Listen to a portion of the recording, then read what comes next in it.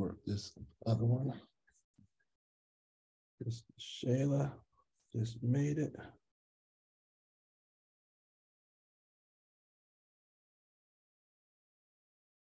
We'll wait till she comes in.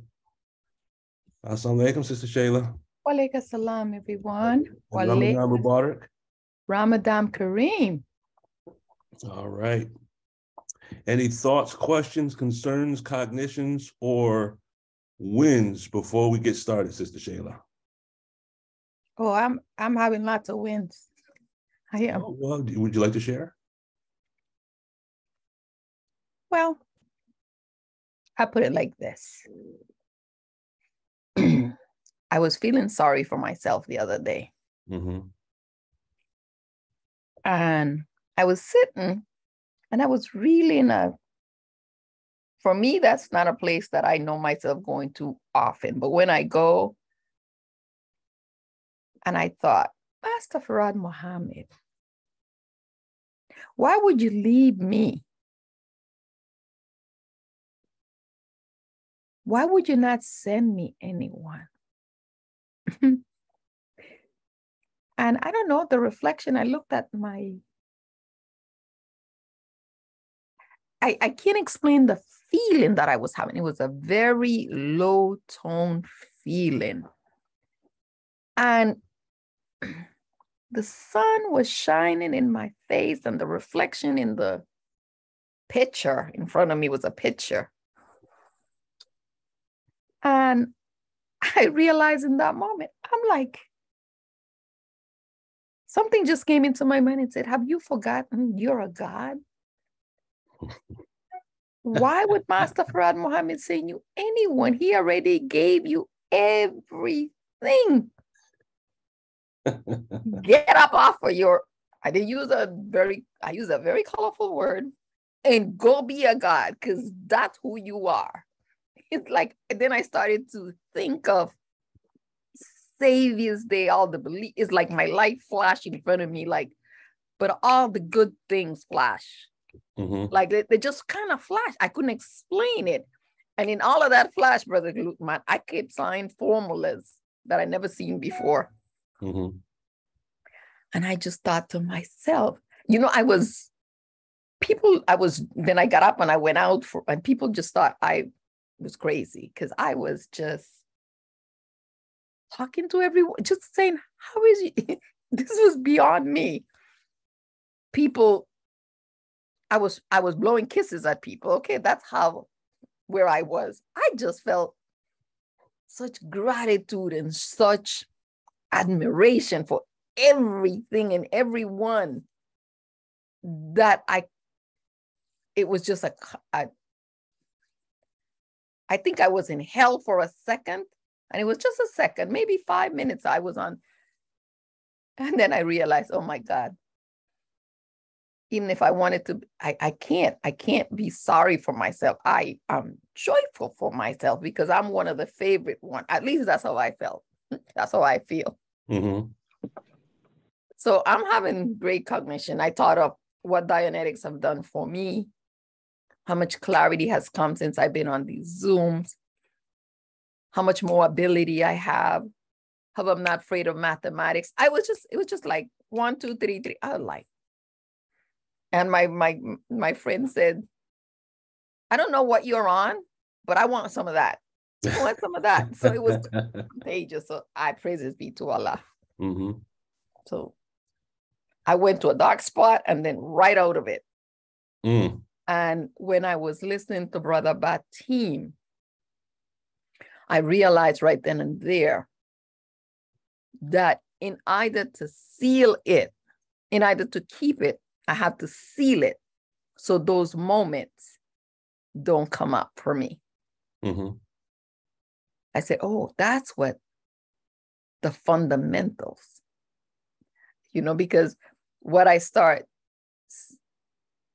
saying to solidify in myself that I am a God, and I was given the same formula that everybody else, I started to say my actual facts. And I was like, look around, who knows this? Look at you, little Shayla from Honduras. Who knows these things? Here you are feeling sorry for yourself. Oh, dear you, Shayla. It was just that kind of day. Mm-hmm. So I'm going to shut up. No. Let me ask you this. Your testimony, because we had already started the recording. Wait. We had started the recording because we were just about to go to the PowerPoint when you came in. Now, okay, you just given your testimony. Would you allow us to include that on the YouTube video? If not, I'll stop the recording. And that way your testimony won't be a part of. But the funny thing about what you just said, your testimony is actually what today's Zoom meeting is all about.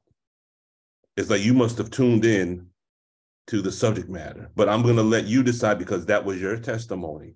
And if you don't want that to be on the YouTube, then I'll turn off the recording. I'll reboot the recording without your testimony. But that's your decision because that's your testimony. I don't know. If I had thought about it, I wouldn't have been myself, I guess. It's like. But what's wrong with that? Nothing. Absolutely nothing. It can stay. Okay. Now, I want you to keep in mind what you just said.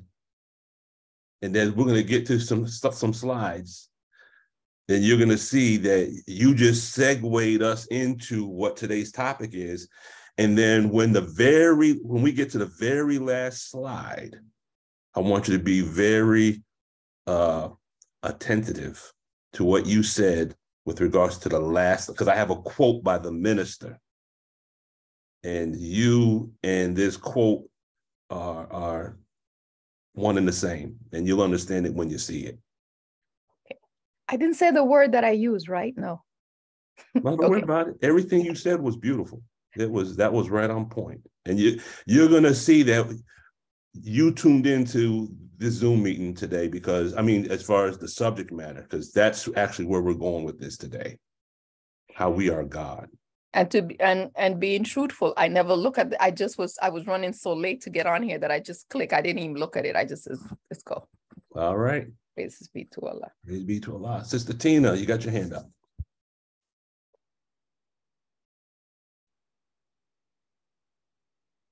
You're on mute, Sister Tina. Oh, okay. Let me know if it goes computer love on you, okay? Yes, ma'am. When I was listening to Sister Shayla, Sister Shayla, you are in excellent company. I'm in excellent company. We're all in excellent company because about 2 weeks ago, I was feeling like Sister Shayla, a little down because, I got sick. And then I took that, something I was allergic to that made my eyes even worse. And I could not do the work that I wanted to do, And so I'm sitting and talking to Allah and saying, oh, Allah, don't you want me? Don't you want me to work for you? And so I was like Sister Shayla. And then I started thinking about the minister. And I said, oh my God, what they did to the minister and how Allah has stretched him and is stretching him. And I said, oh my goodness. I said, I'm right there with the minister, whatever's happening to me, it's happening because Allah is stretching me. Allah is showing me more of who I am. So yes, so I came up out of it. So Sister Shayla, yes, ma'am, you're not the only one who goes through those little moments. I didn't use any colorful words though. Yes, sir. All right, thank you, Sister Tina. And Sister Shayla, we all go through those moments. There's days when I sit here and sometimes we can be our own worst enemy. And we have these crazy thoughts that come to our mind. And I don't know if we expect the mothership to land outside our homes and for the Savior to actually walk up to us and talk to us, face to face like he did the messenger. But the thought process is, and this is just how I perceive it. and I shared this with someone just the other day. These topics for these Zoom meetings actually come to me as ideas or thoughts. Not like 99% of the time they come to me when I'm making salat.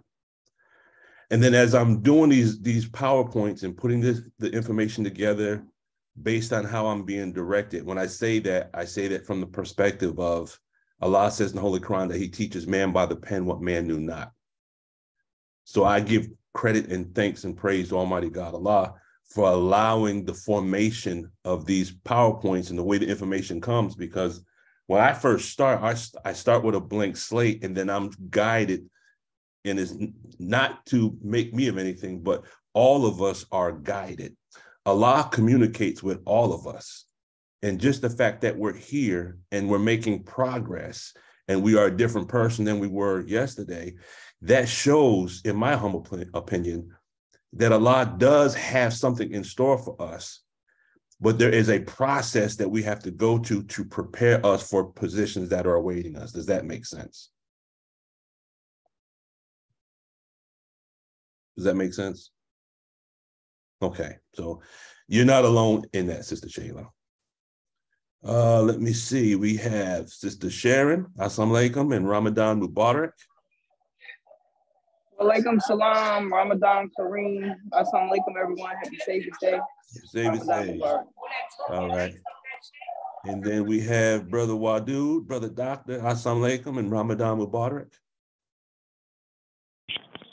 Walaikum salam and Ramadan Kareem. Happy Savior's Day, everyone. Savior's Day, brother.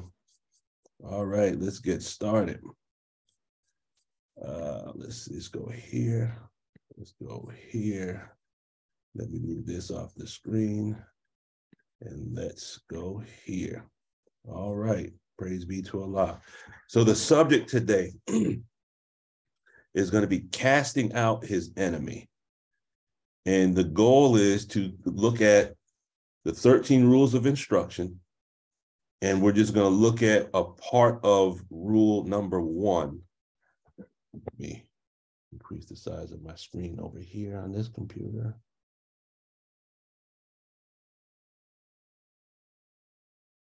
Okay, so I can see everybody. Okay. We're going to look at just a snippet. And again, here's how this begins. I'm striving to follow the instructions of Mother Tanetta Muhammad, may Allah be pleased with her, and reading the lessons from start to finish once a week. When we talked about the wisdom being sealed in the forehead from yesterday, the word sealed in Arabic is hafiz. And as we know, a hafiz is an individual that has memorized the Holy Qur'an, correct? Okay. So to seal in the forehead, and when you look at the Arabic word hafiz, it describes the concept of memorization. So just as you said, Sister Shayla, that you go through the actual facts, one of the things that I strive to do on a daily basis, I strive to go through my student enrollment. I strive to go through my actual facts. Sometimes I might be laying in bed getting ready to go to sleep, and I'm going through my student enrollment and actual facts as I'm beginning to doze off. I try to make that the last thing on my mind as I'm going to sleep. Just quite recently, what I have been striving to do is memorize or seal in the forehead the restrictive law, as well as I believe it's the guiding rules of conduct. Are you familiar with those from the restrictive law of Islam? We have the 16 restrictive laws, and then we have the 10 guiding rules. And I strive to go through that every day and seal it in my forehead. And funny thing about it is there are times when, like I might be at work, and we begin to talk about certain things, and it's like a voice in my head says, slack talk and gossip is forbidden.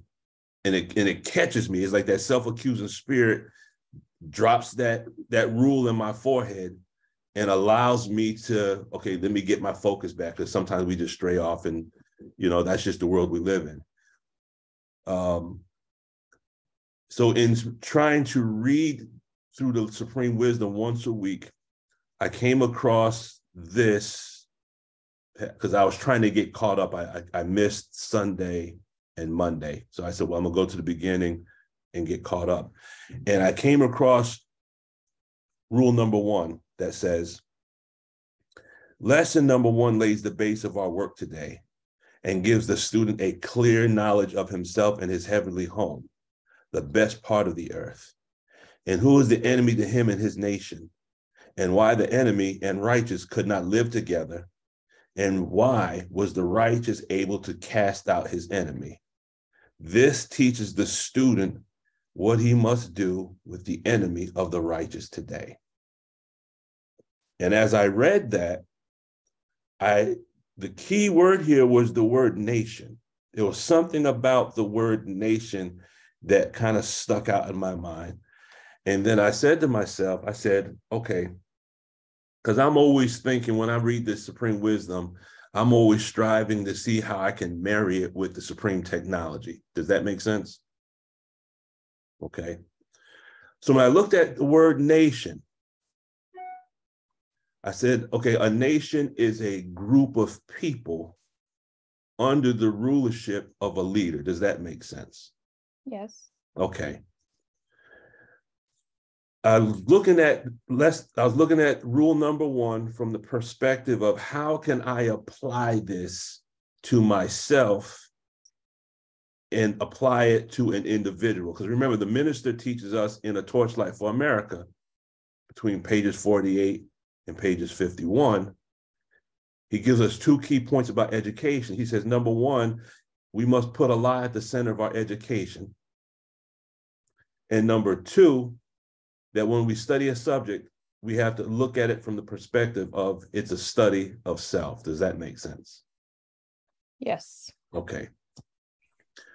So if a leader rules over a nation, how can I take this and make it personal? So we know a nation is a compilation of individuals, correct? Yes. Okay. So I looked at the nation on an individual basis as the compilation of all the things that take place within my physical body. And I'm supposed to be the leader over this nation, meaning my physical form. Does that make sense? Mm-hmm. Yeah. Okay. So when I looked at nation from an allegorical standpoint, or from the standpoint of using a nation as a demo kit to represent the physical body, my perception of other elements of this rule changed. Okay. Yeah. The word nation caused me to look at other aspects of this rule and find what I was looking at called the internal equivalence. Does everyone understand kind of like what I'm saying with regards to this? Or is there anyone that doesn't understand? Okay, we'll keep going. So I looked at these other words in rule number 1. I looked at the word student. I said, okay. And then I looked at clear knowledge. And I've already, for the past couple of years, the fact that the word clear is in our lessons and the word clear is used in Dianetics, I've already thought about that equivalence for many, many, many years. Then I looked at his heavenly home. Then I looked at best part of the earth. And then I looked at enemy. I looked at righteous, and then I looked at cast out his enemy. And I said, this represents auditing. Can you see it? Okay. Yes, sir. So in other words, I'm looking at rule number 1 as a demo kit to give us a better understanding of auditing. So if we begin to memorize our wisdom, then in memorizing our wisdom, what are we doing? We are sealing in our foreheads these higher mathematical and spiritual formulae, as the minister would say, the formulae. And this right here, we're talking about this specifically, this formulae will give us a better understanding of Dianetic auditing. Does that make sense? No. Okay. Yeah. And taking it on another level, as we begin to memorize our supreme wisdom, student enrollment actual fact, lost found Muslim lesson number 1, lost found Muslim lesson number 2, English lesson number C1, our problem book, contained in this are the formulae to expand our consciousness and prepare us, Sister Ania, that email you sent with Mother Tynetta, prepare us for the next level of our education. Does that make sense? Okay. Yes, sir. That's right. Yes, sir. Okay. Sister Ania, do you have that quote at hand with regards to what Mother Tynetta Muhammad said? I'm sorry to put you on the spot like that. If not, we'll just keep it moving, and I'll send it out so everyone has it. Do you have that, Sister Ania? I have it on my text messages. So give me a moment and I'll pull it up. Thank you. I appreciate that. Yes, sir. Okay. So our lessons is it's like in school, before you can take advanced course, you have to take what's called the prerequisites, correct? You might have to take a prerequisite course to prepare you for the advanced course. I know when I went to school for paramedic science, the prerequisites were I had to have anatomy 1, anatomy and physiology 1, anatomy and physiology 2 before I could take paramedic science. Because if you just jump into paramedic science without an understanding of anatomy and physiology, you're gonna be very aberrated. Let's put it that way. Sister Denise, got your hand up. Yes, sir.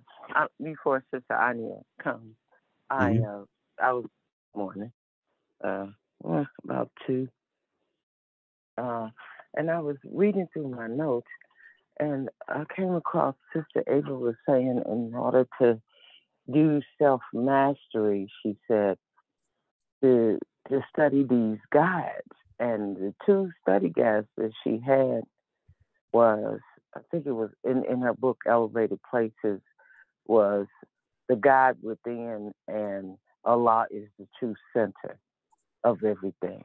And I was up, reading through the study guide 10 and 11.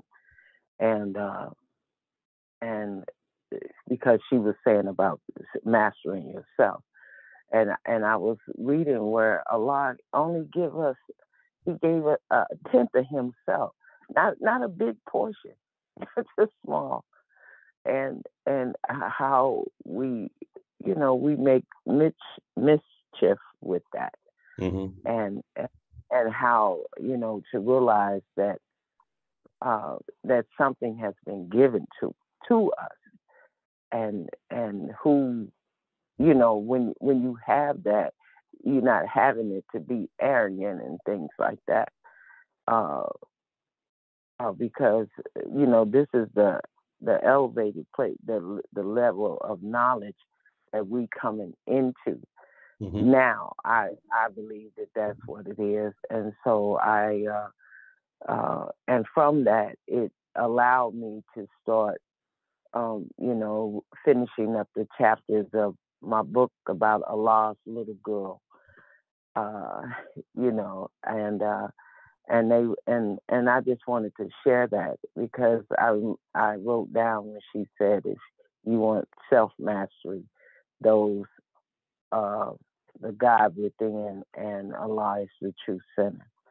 So we can kind of sort of come out of ourselves, and come into our real self.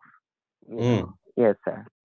That's all I was thinking about this morning. That's why I kind of sound a little sleepy, because, you know, when you start studying, and especially you yourself, you know, it's like that study leads you in the other study, leads you in the other study. So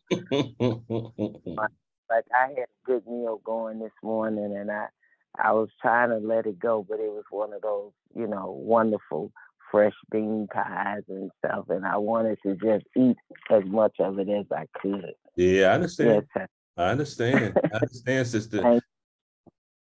Is that it? Yes. Thank yes, sir, you. that's it. Yeah, thank you. Sister, I understand, because there are days when I'll read the Holy Qur'an and come across one verse, and I start going through that one verse. I start breaking down the Arabic, and then that verse leads me to other verses, and then those verses lead me to other verses, and then that leads me to the math book or a science book, and next thing I know, 4 or 5 hours later, I got a whole stack of papers with all these notes, and then I almost forget what the original concept was that I was studying. But it elevates the spirit, correct? Sister Denise?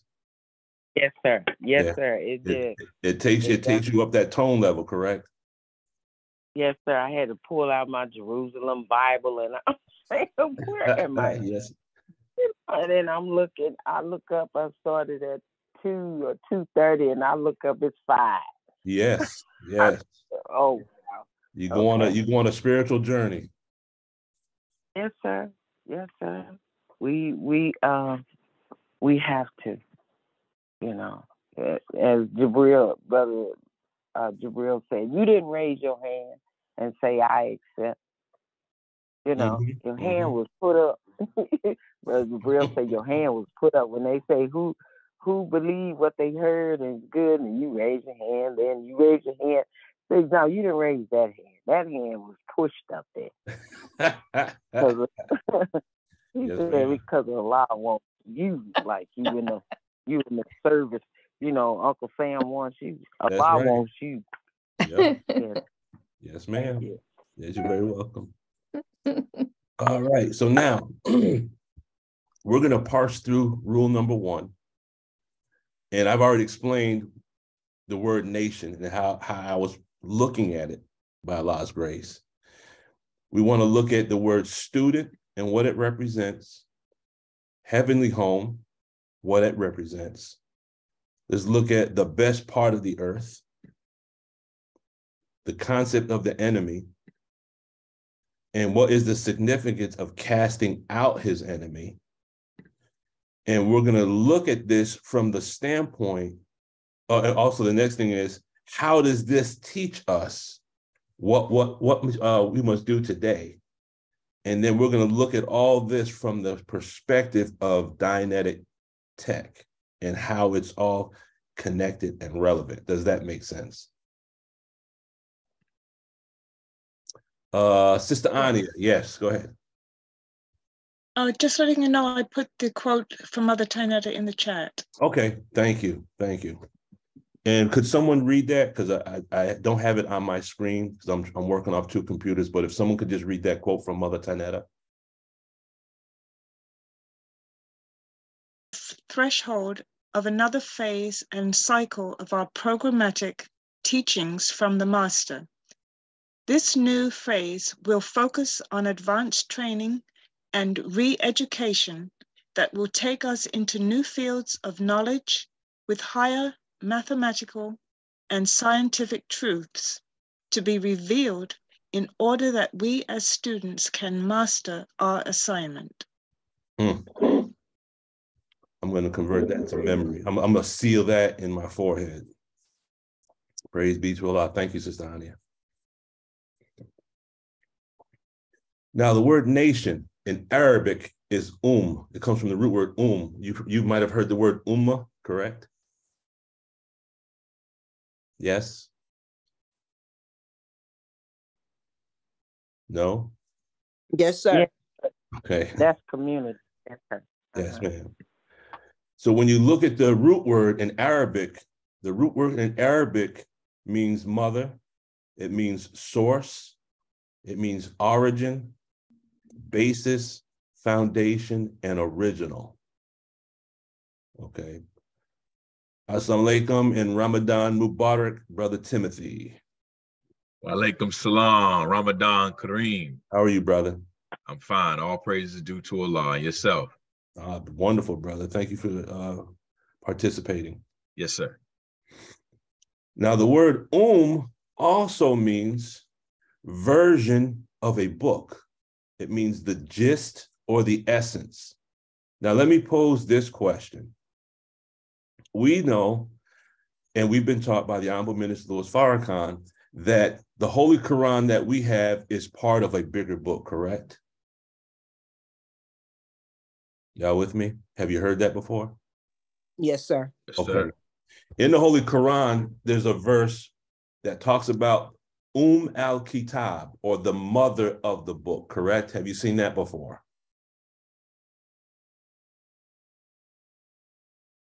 I have to go based on feedback because everyone has their screens off. So is everyone familiar with that? Al-Kitab? Vaguely, I am. Okay. Well, you'll come across it during Ramadan, because if you read the Holy Quran, you'll come across al-Kitab. And we've been taught, and I believe if you go to Brother Jabril's videos, Self First, I believe it's either in part 1 or part 2, he talks about how a portion, we write our history, and we know based on our lessons, who made Holy Quran or Bible, how long ago. Will you tell us why Islam renews the history every 25,000 years? We know that the original man writes history in advance, correct? Okay. And by writing history in advance, at certain portions of time, certain portions of that writing are revealed to individuals, and those individuals are called messengers and prophets, correct? Again, I have to go. Okay, thank you. Sir. Yes, sir. So now, if we know that these books are a smaller part of a larger book, okay, in mathematics, when you deal with what's called set theory, you have certain elements that are a part of a set. Does that make sense? Yes, sir. And I'll give you an example. A bean pie is a set that is composed of all the ingredients that make up that bean pie. Does that make sense? Okay. Okay. Yes, so now, that being the case, could we say that each one of us as an individual is a smaller part of the whole, meaning if Allah represents the all in all, Okay. then are you and I a part of that larger set? Can we say that? Okay. Yes, sir. So we are Allah, because that also is given to us in Lost Found Muslim lesson number 1. Lesson number 2, question number 1. We are all Allah, but there's a supreme one above us, correct? Yes. Yes, sir. Okay. The Bible says you are all gods, but you're children of the Most High God, correct? Yes. Okay.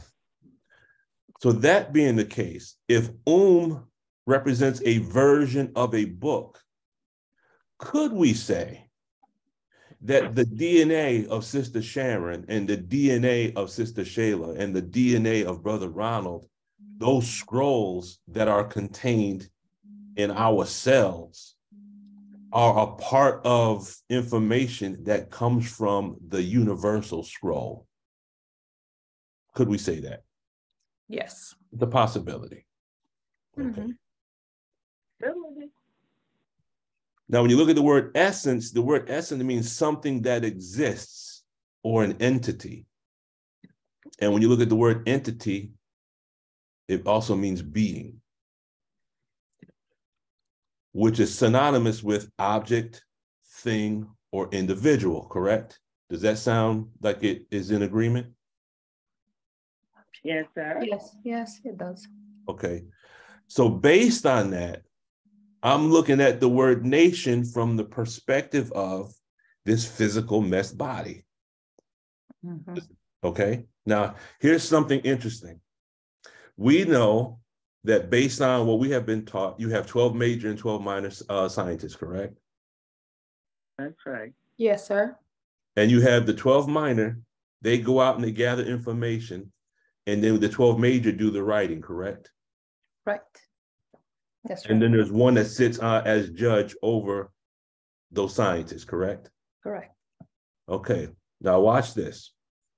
Let's look at the human body as a demo kit to give us an understanding of that concept. The 12 get the information, and then there's 12 that do the writing, correct? Yes. Okay. Yes. When you look at how the nervous system works, you have what's called 12 cranial nerves, 12 pair, you have 12 pair of cranial nerves, which means you have how many cranial nerves if you have 12 pair? 24, sir. 24. So when you look at those 12 pair of cranial nerves, you have nerves that go out and get a sense of what's taking place in the environment. And then you have the 12 that actually come back and record the information in the brain, correct? Correct. So can we say that the nervous system is a demo kit that represents the 12 major and the 12 minor?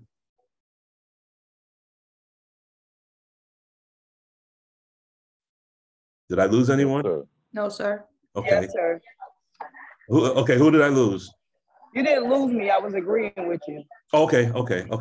Yes, sir. So now, if you have 12 nerves that go out and gather information, they're called sensory nerves. So we know temperature.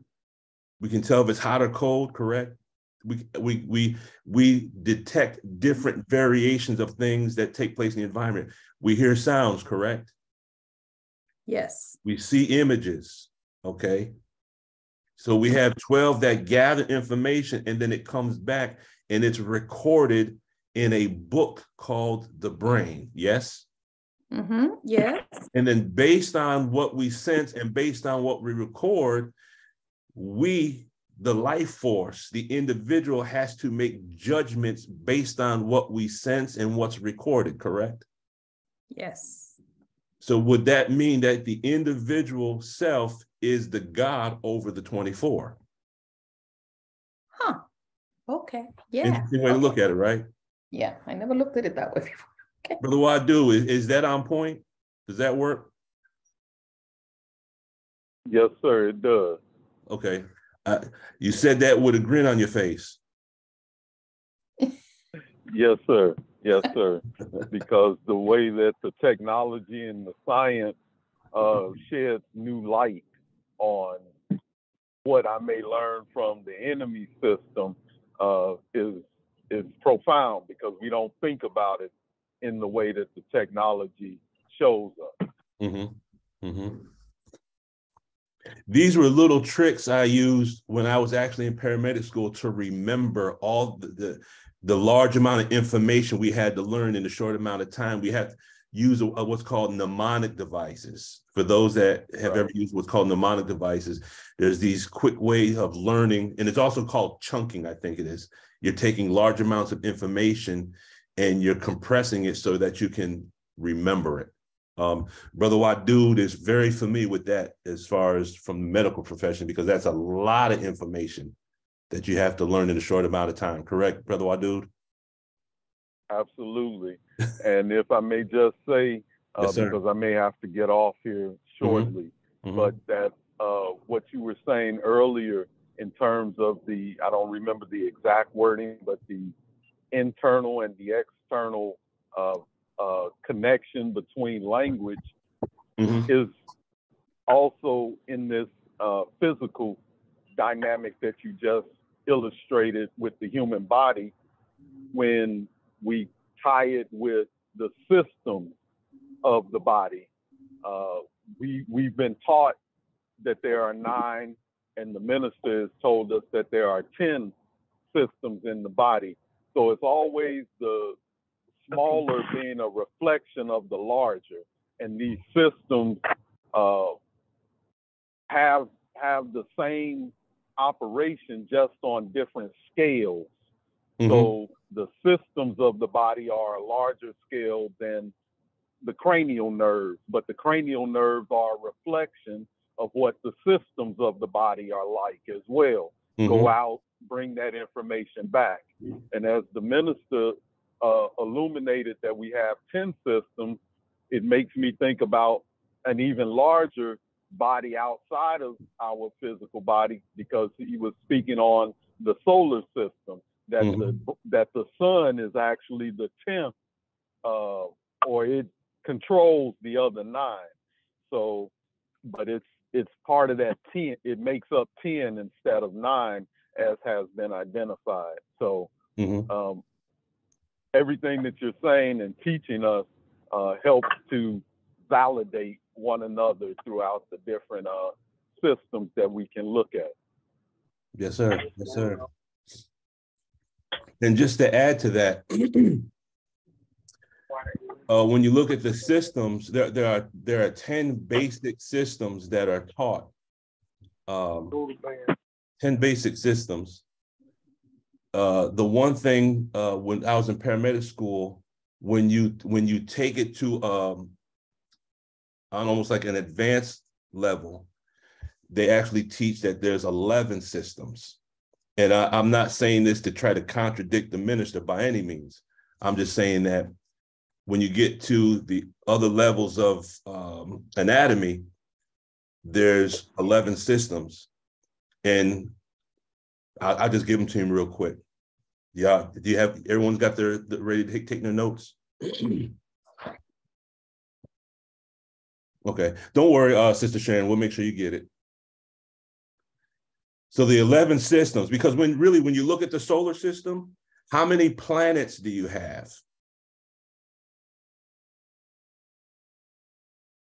Come on, scientists. 9. There's 9 planets. 9 in the sun. Okay, 9 planets, and then when you have the sun, Make it 10. that make it 10, right? Right. But now what divides the inner planets from the outer planets? There's something there that divides the inner planets and outer planets. Come on, astronomical theologists. What separates the inner planets from the outer planets?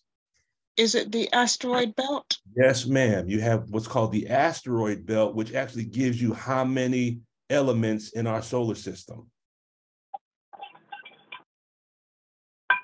That would be 11, correct? 11. Okay. So now here's the 11 systems. Number 1, you could say, is the nervous system. Number 2 is the muscular system.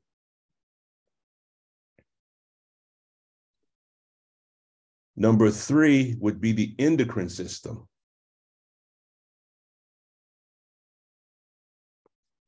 Number 4 is the respiratory system.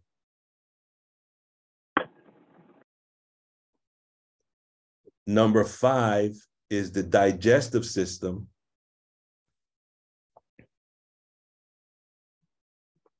Number 6 is called the integumentary system.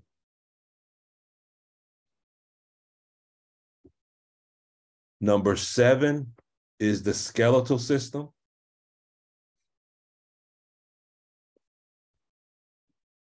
Number 8 is the circulatory system. Number 9 is the urinary system.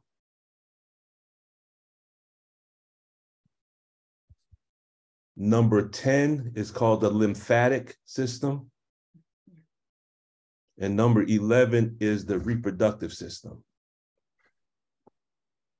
The integumentary system is often excluded because the integumentary system is the skin. And the skin is now considered also to be an organ. Does that make sense? Yes. It does. Okay. That's just since today is a math science day, that's just a little math science for you. Let's keep it moving. Brother Timothy. Sister Anya, did you still have your hand? Sister Anya was before me. So. Did you still have your hand up, Sister Anya? Yes, I had put my hand back up. Okay, Yes, sir. okay. Go ahead, Sister Ania. Okay. When you mentioned the cranial nerves and that they were a set of 2 and that was 24, I thought of the 24 elders in the Bible. Yes, yes, in ma'am. Revelations 4 and 4. And it says, and round about the throne were 24 seats. And upon the seats I saw 24 elders sitting clothed in white raiment, and they had on their heads crowns of gold. And so I know the minister or brother on Sunday was teaching on the wheel and saying that the throne was the wheel.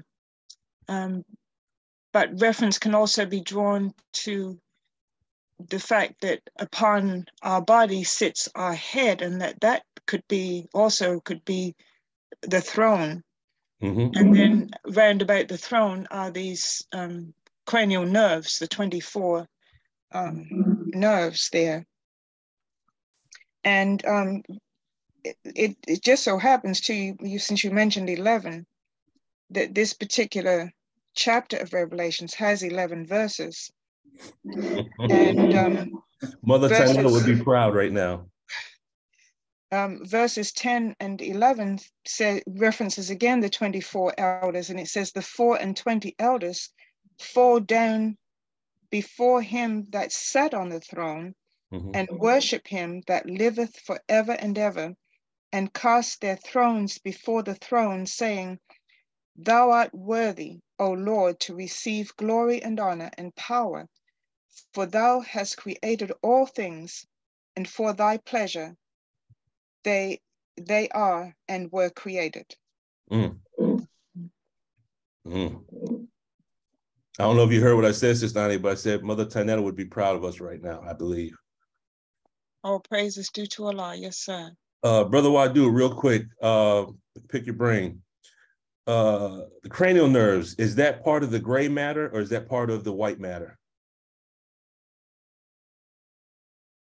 They have both.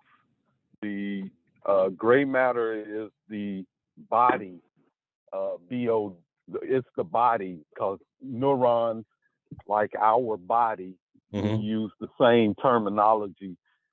So they have a body, and then the white matter are the axons that go out from the body.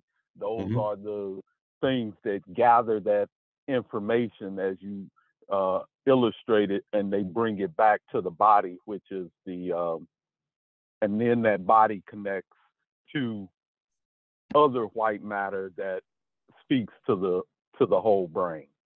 So these nerves are clothed in white, is what you're saying? They are, yes, sir. Called myelin. Called the myelin, right? Now, Sister Ania, or any of the believers, have you ever heard the minister talk about? I believe the ayah talks about the throne of power is ever on water, and the minister described the human skull and the brain and the water and as the throne. Have you ever heard the minister teach on that? Yes, sir. Yes, sir. Yeah. Yes. OMG.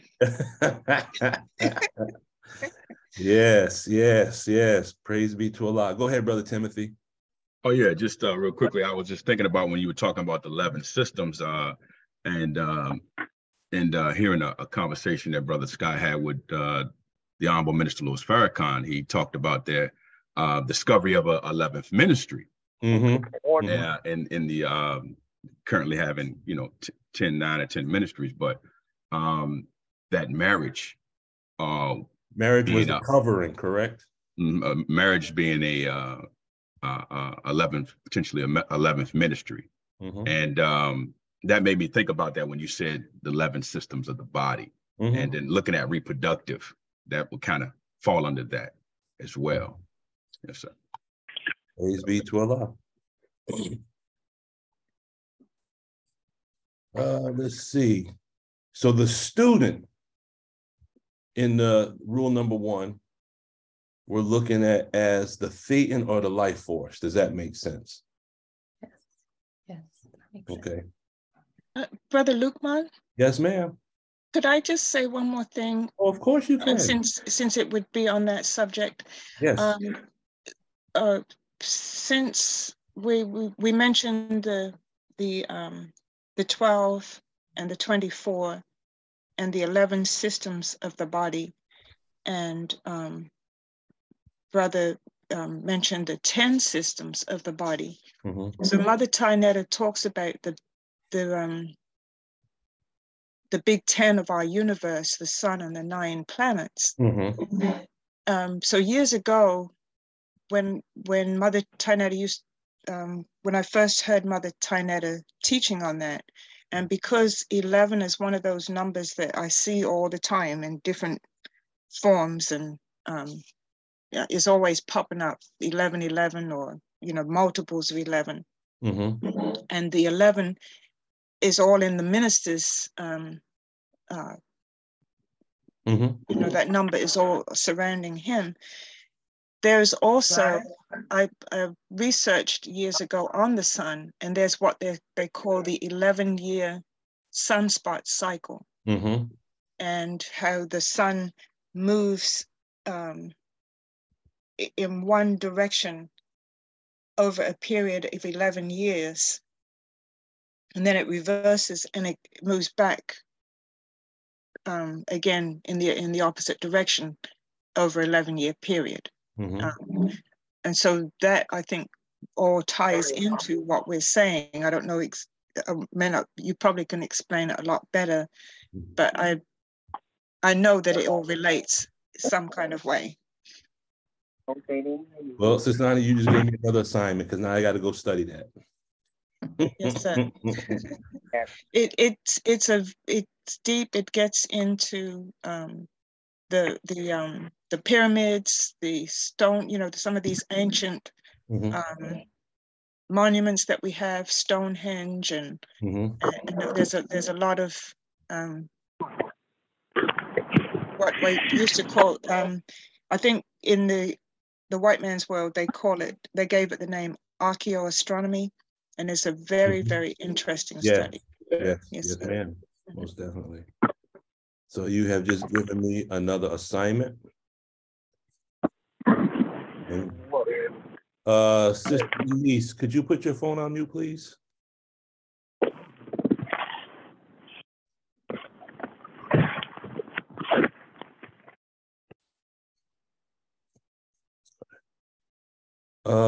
Okay, so Sister Anya, thank you for that.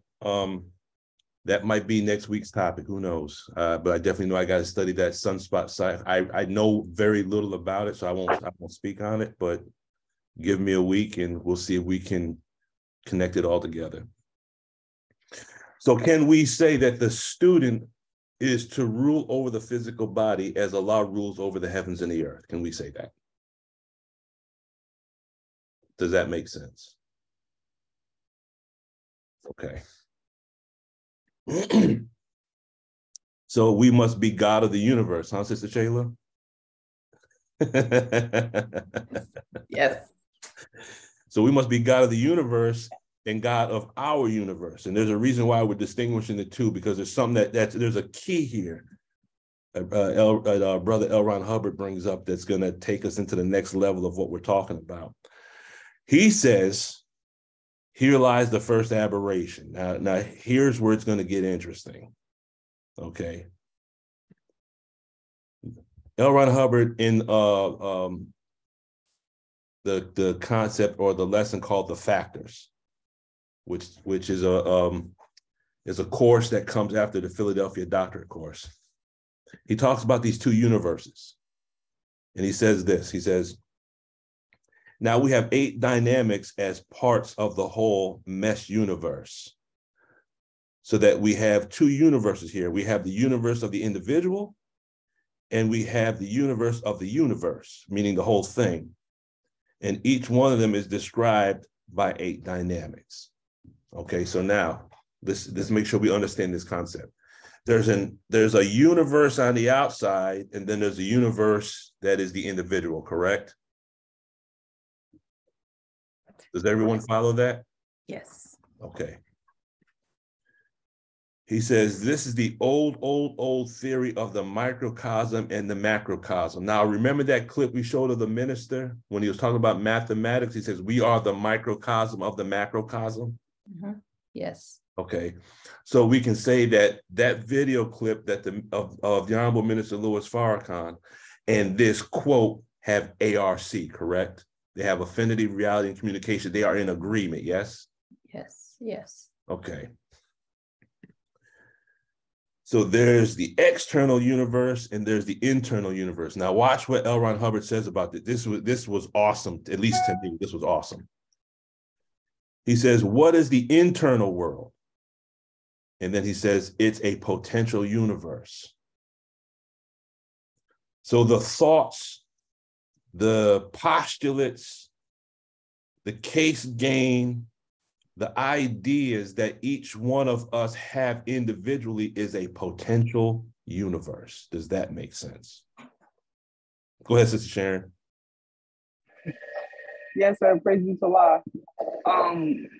That makes me think about the minister speaking into the atmospheric pressure that's on our bodies. And he said, it's pressure on the inside of our bodies that stops us from being crushed by the atmospheric pressure. Yes. So,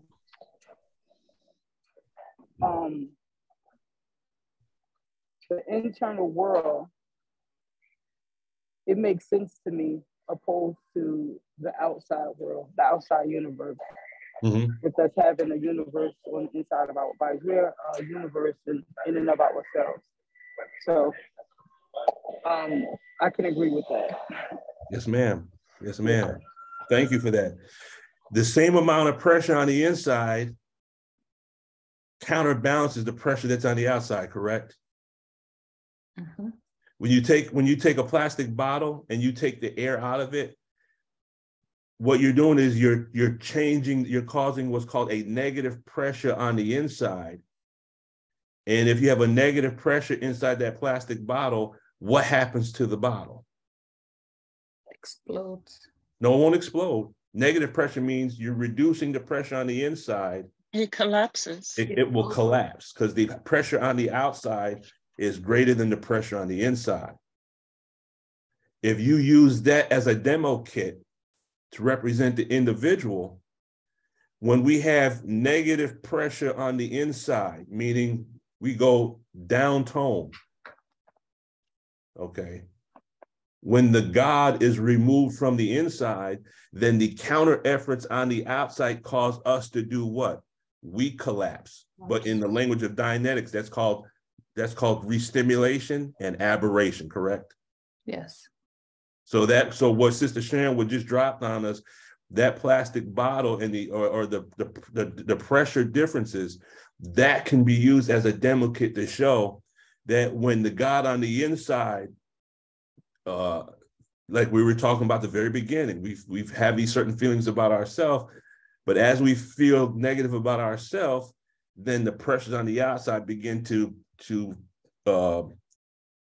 force down on us and cause us to collapse, correct? Y'all with me? Yes. Okay. Sister Sharon, did you have your hand up?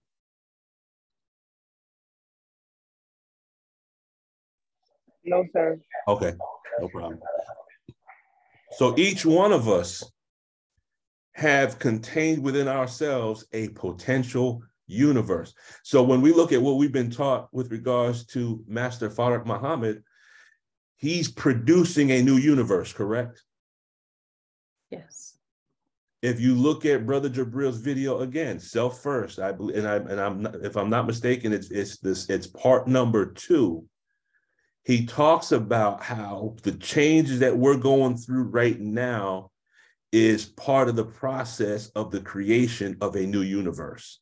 I recommend you watch the video to get all the details, and the way he explains it is a tremendous plus for education. Sister Ania, you have the floor.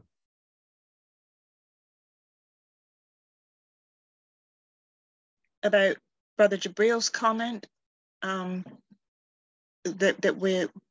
what we're going through is building a new universe, that ties in with Mother Tyneta's statement about we are standing on the threshold of another phase and cycle of our programmatic teachings from the Master. That whole quote. But my first point that I was going to make was when you talked about the negative pressure on the inside, when we're going through drama like that, the other word that came up in my mind from Dianetics was succumb. You know, when he used that analogy of the panther, and you can either face it, or you can run, or you can just succumb to it. And I saw that as the negative pressure, where we just give up, give in, you know, collapse on the inside and just go to pieces. And we don't fight back. We abandon or abort this process that we're in when we come into the nation, and just succumb to the world and let it overtake us. Yes, ma'am. Yes. Yes, ma'am. Right and exact. Thank you.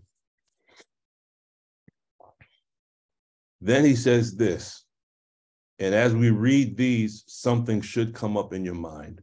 He says the individual, before he said where this is a mistake, this is where he explains the mistake. He says the individual identifies his own universe with the entire mesh universe. And from this identification, from this mistake, derives the first aberration. It's a mistake. So what he's saying here is, based on how I'm understanding this, you have the universe on the outside, you have the universe on the inside, but the individual begins to identify their universe with the universe on the outside. Does that make sense? Absolutely.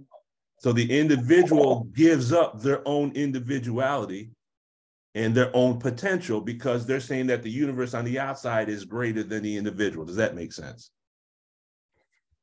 Sister Sharon, you got a cognition. Yep, there's the hand. Yes, saw it was written all over your forehead. Yes, sir. It makes sense because the minister, with Honorable Elijah Muhammad, through the Honorable Minister Louis Farrakhan, tells us to come out of her. Come out of this world. Don't worry about everything else. Worry about you. And for me, that it helps to restore life force. Yes. When I focus on Sister Sharon and not what's going on in this world. Yes. Because I'm coming out of this world. So that makes sense. I'm in agreement with that. That's reality for me. Praise be to Allah. Thank you, Sister Sharon. Sister Anya. Earlier this morning, I was doing some research on the coded messages that are in movies, and came across an article on the Disney movies and how they've put in there a lot of things that, what's the word? Dealing with race and things, you know, people are upset because they caricature different races and lifestyles and things like that. So one of them that I found very interesting was the Jungle Book, and the bear. I think it's the bear. But he's, whichever character is, he's singing that song, "I'm the king of the jungle." So he's the king. He says he's the king of the jungle, but then later on in the song, he says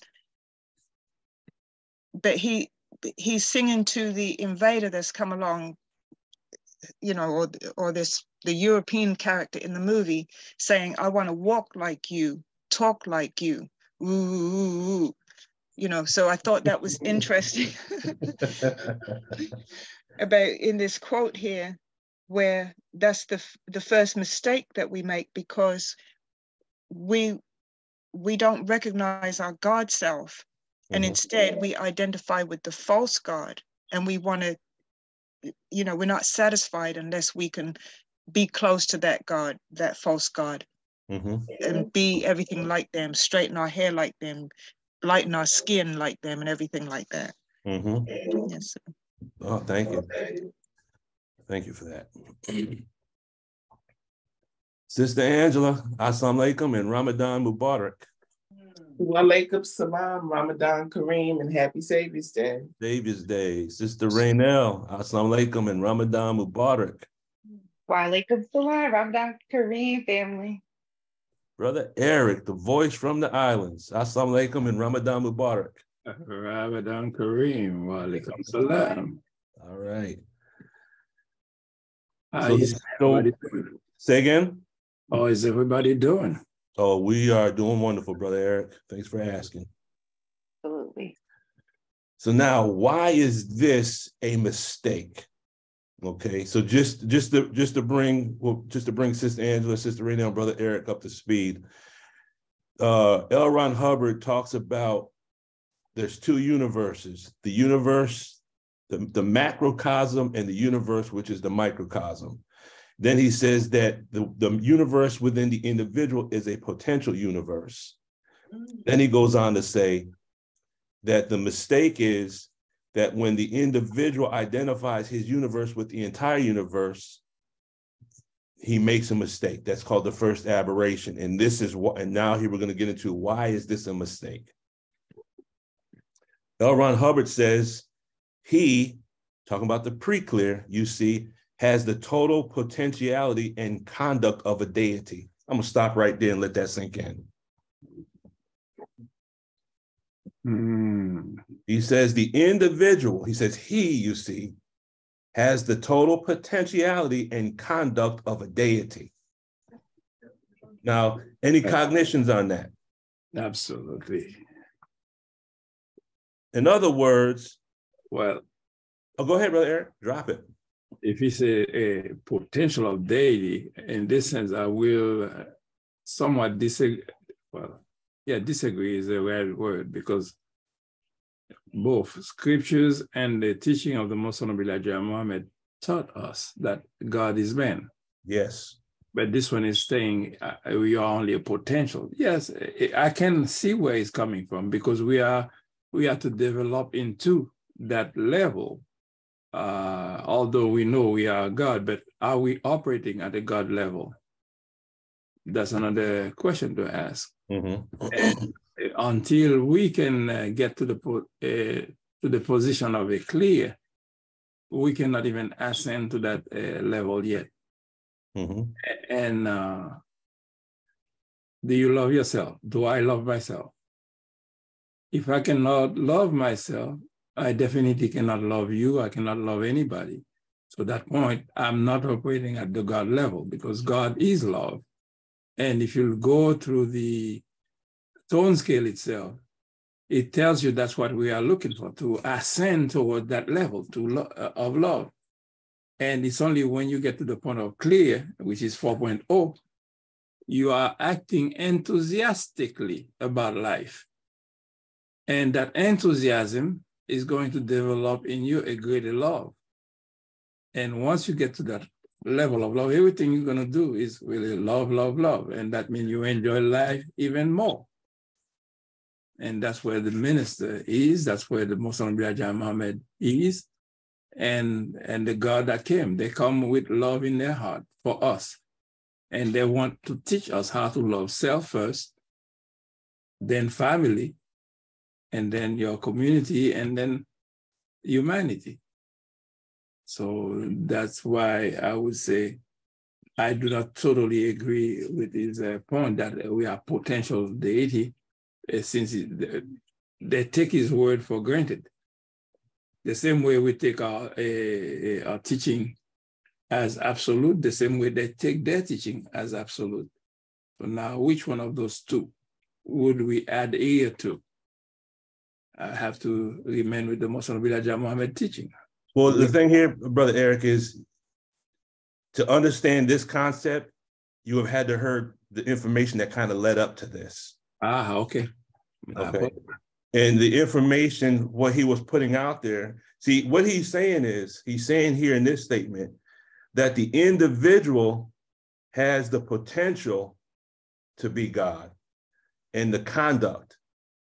So now if you look at our lessons, who is the colored man and who is the original man? We are not the original man yet. We are not the maker, the owner, the cream of the planet Earth and God of the universe. That is our potential. Okay, that's the potential of what we have. But when you look at the colored man or Yaqub's grafted devil, all of us are making the transition from colored man to original man. But what the information that was here that we presented before this was the mistake that the individual makes. You have the greater universe on the outside, and then each individual represents a potential universe. And what he's really saying is the potentiality of the individual is greater than the outer universe. Does that make sense? Okay, now I got you. Okay. And the mistake that the individual makes is they take their potentiality and make it the outer universe. I got it. And they disregard their own potential. Does that make sense? Got it now. So when he says, so he says that's the first aberration. When you make the outer universe greater than yourself is what he's saying. Does that make sense? I got you. Okay. Sister Angela. Yes, sir. I guess I'll approach this from Star Trek is all in my mind, but here we go, Star Trek. No, actually, I want to start it off with The Invention of Lying. I don't know how many of us saw that movie, and it's supposed to be a comedy, but it actually gives us a glimpse of Yaqub's made devils going into the Holy Land, causing trouble and causing us to fight and kill one another because lying did not exist. What the original people said they did. They didn't tell lies. So I'm starting there so we can see how grafted this world is. Mm-hmm. This is a grafted world.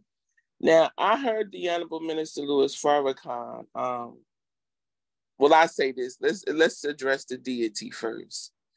Yeah. We all know that the Most Honorable Elijah Muhammad said every time you look in the face of a Black man, you're looking at God. Correct. And I do not try to reinterpret his words because of who he is. Mm-hmm. I just take the instruction like a soldier and keep moving.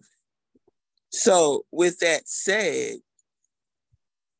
we have to understand, just like the invention of lying, there's some colored man coloredness in our mind. Mm-hmm. Now, when we go to when we go to the Holy Land and try to figure how did a whole civilization of people live without lying, we can see that they adhere to the truth of the universe. Mm-hmm. That the truth was made, the universe was created in truth, so nothing could exist outside of truth. It's not that they were so naive and weak people. They were living on a higher level of existence, a higher plane of existence. So when we think of ourselves, we still have a tinge of the synthetic world. That's why we can't believe something as simple as every time you look in the face of a Black man, you looking at God. I didn't need L. Ron Hubbard to tell me that. Mm-hmm. I knew that coming into the Nation of Islam. Mm-hmm. And then I heard Minister Farrakhan say, because then we got to understand there's levels and stages to everything. Mm-hmm. And with all due respect, God does not mean, from Sister Angela, a high tone scale. God means mastery. That's why we call him Master Fard Muhammad. So when the minister was talking about Michael Jordan, Michael Jackson, Mike Tyson, he called them all gods of their field, their chosen endeavor at that time. So we display God qualities. It's just that Satan minding us don't allow us to catch it and to feed it. So we're going to have to tune in and tone up. And I will end on a Star Trek. Go ahead. Star Trek, we are the Borg. Who are they talking about? Yes. Yeah, I understand it. I understand it. You know what I'm saying? Allah is one. We come from a single essence. So when we oscillate at a certain level, Minister Farrakhan said, even when we in a creative stage, we are with Allah.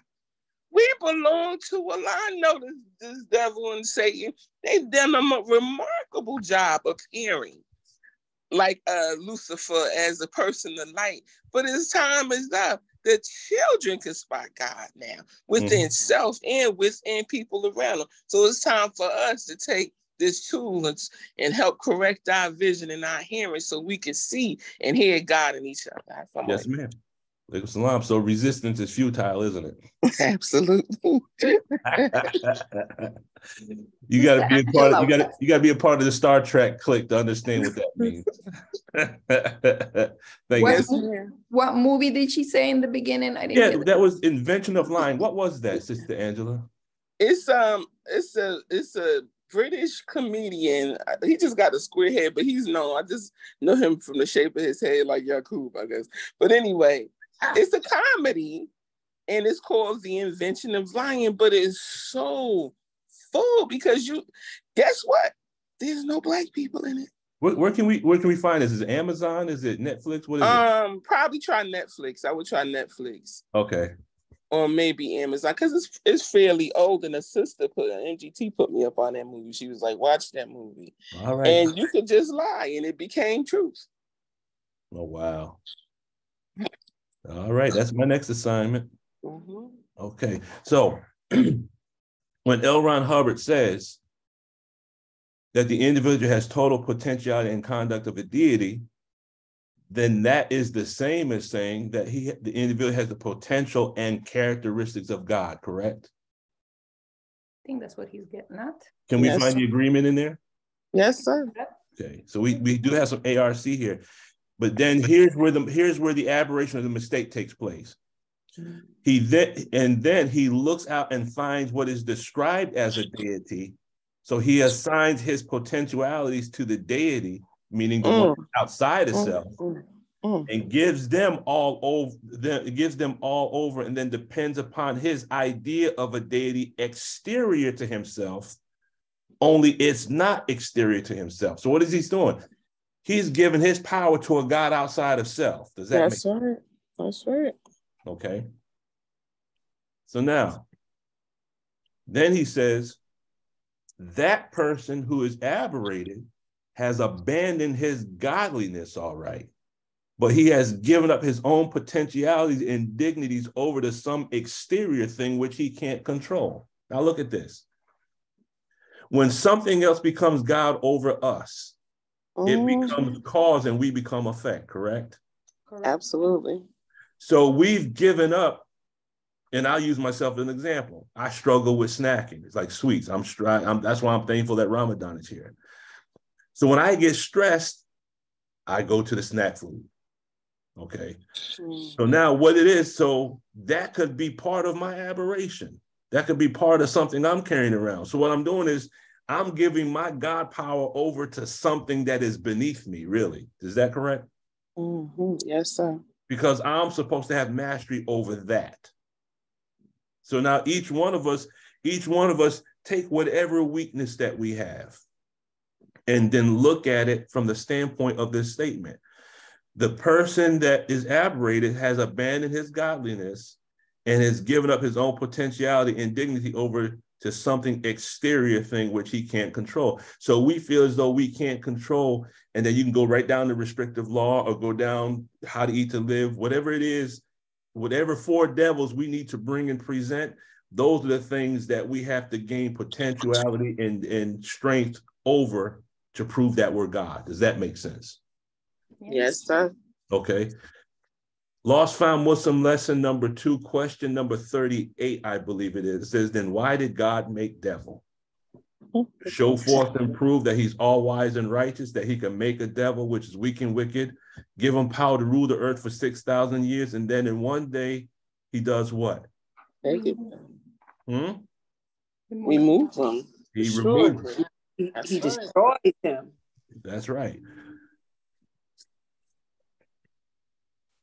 Then he says he can't be serene because he depends on some exterior, uncontrollable, inexplicable being to direct his destiny and give him serenity. The only person who will ever give him serenity is him. Alhamdulillah. Allahu Akbar. Okay. Okay. Okay. Now, Allahu Akbar. where do we find this in the Holy Qur'an? Because remember, we got to marry the supreme wisdom with the supreme text. Allah says in the Holy Qur'an, Suratul Anfal. That is because Allah never changes a favor which he has conferred upon a people until they change their own condition. So L. Ron Hubbard and Holy Qur'an have ARC. It's just L. Ron Hubbard puts it in the fine language that he knows, which is the language of Dianetics. But really, you see how they're saying the same thing? When we put God outside of ourselves, then we put our trust in something that we think exists outside of self, and we remove our own God power. Does that make sense? Yes, sir. Now, where do we go ahead, Sister Sharon? Yes, sir. I have a question. Yes. How could L. Ron Hubbard put it in his own language when he got the information from us? Regardless. In Asia. Well, here's how you answer that question. Yes, sir. It's just like when the minister was given his first assignment. What was the minister's first assignment? Put in that fine language that he uses. Right. He said, the Most High Elijah Muhammad said, don't look at how I'm saying it. Look at what I'm saying and put it in that fine language that you know, correct? Yes, sir. So what L. Ron Hubbard did was L. Ron Hubbard studied the ancient wisdom in his own words of the Asiatics. Right. Okay. But L. Ron Hubbard's language was the language of mathematics and physics. Does that make sense? Yes. Yes, sir. When you look at the language of L. Ron Hubbard, he uses terminology that you won't find in any other science. Time track, file clerk. You've never seen that anywhere before, right? I didn't. Okay, so all he did was he took the language of the Asiatics, the ancient people, the original Black man, and he put it he gave it in his own perception, the way he saw it in his own language.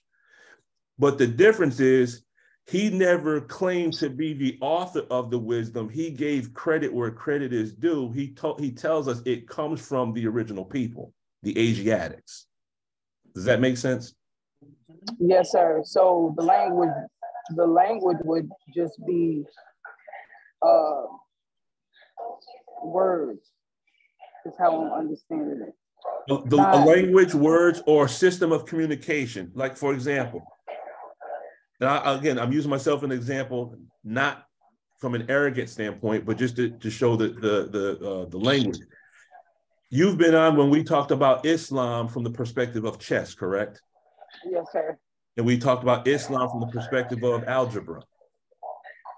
Yes, sir. So what I do with the help of Allah is I just take what I read and study. I look at the minister, I take his word, because I can trace it all back to something I heard the minister say, but I put it in the fine language that I know. Okay. Meaning what? My background is in mathematics and science, in the medical field. So I always talk about the demo kits, right? Yes, sir. So what I'm doing is I'm taking what Minister Farrakhan is giving us of the teachings of the Most High Elijah Muhammad, but I'm putting it in the language of astronomy, algebra, physics, chess, based on my own perception. Does that make sense? Yes, sir. Okay. In mathematics, you have what's called a derivative, and then you have what's called the second derivative. Minister Farrakhan, if you look at the word Farrakhan, The word Furqan in Arabic means to differentiate, which is the first derivative. So the minister took the language of the Most High Elijah Muhammad, and a derivative means you're able to identify past, present, and future tense with regards to mathematics. Well, we know the minister can do that, correct? He extracts the derivative of the teachings of the Most High Elijah Muhammad and is able to apply it in past, present, and future tense being perfect, correct? Yes, sir. So then when we take what the minister says and then we can extract something from it, then we find out something about our own individuality. So Brother Wadud might see medicine. I see mathematics. Someone who works in the field of business might see business. So each individual will be able to put the wisdom in the fine language that each one of us knows, correct? Yes, sir. And Yes, the sir. root of that is if you go to Closing the Gap, the minister says, and Sister Angela, help me out here because I can't, I'm doing this, I'm paraphrasing it. He says he doesn't like intellectual cowards. He doesn't like individuals that just repeat information. He says you got to find the jewels that Allah shows you. But we have to, when we find jewels, we can't act as though we're all wise and righteous. We have to bear witness back to the source of that wisdom. We can't act as though, if you notice, I rarely use the word I. I try to say we. We are the board. The minister says I, the only one that can use I is Allah because I is the ninth letter of the alphabet and it represents independence, correct? Yes, sir. Okay. So if you notice, even when I send out the emails, I say, we hope that this finds you and your family in the best of health, right? We, okay. Have you noticed when I say Assalamu alaikum family, there's 3 exclamation points, correct? Go ahead. Yes, sir. I put 3 exclamation points as a reminder to me that's Master Farah Muhammad, the Most High Elijah Muhammad, and the Honorable Minister Louis Farrakhan. What's the name of this show, babe? So I do that for me. All of us are going to be shown our purpose, but we can't get so beside ourselves to think we are the source of this wisdom that we're receiving. Allah teaches man by the pen what man knew not. Does that make sense? Yes, sir. All right, go ahead, Sister Angela. Okay, I want to start from something you just said with the I in the 9th letter and independent. Now, it was brought to my attention by Sister Deborah, who's on, that okay, go ahead, I'm sorry. David's Day, the minister did not open up as normally, as usually. So, of course, I did. I think I watched Savior's Day at least 4 times. And then I think Brother Ishmael got into it because it became a big question. We never seen him move like that. So the answer to the question was, it was just like that I or the 9th surah, the immunity. We had to understand the timeliness of Savior's Day and what exactly happened that day, and tying it into Al-Furqan, or I know I learned it from Brother Jabril as discrimination, right? That's it. And we had an auditor's co-auditing session up here, and it was not a large turnout. And it didn't surprise me because you have to calculate time. And since on page 104 of Closing the Gap, Master Farah Muhammad came here to raise us to the level of the scientists that wrote history. So we should be able to predict small gaps of time. Meaning that if we throw an event, we can predict who's going to show up or not, right? Okay. So we had a straight wiring session, and it was so intense that I had to do a report about it for national. And right in that report, even in that straight wire, do you know that we came to understand, one, a role of us auditors is not just to help. It's not even the first duty is not just to help people. It is to become a person or a member of the Nation of Islam that is showing and proving how to rise above emotions into the thinking of God. We become a beacon of light in a conduit.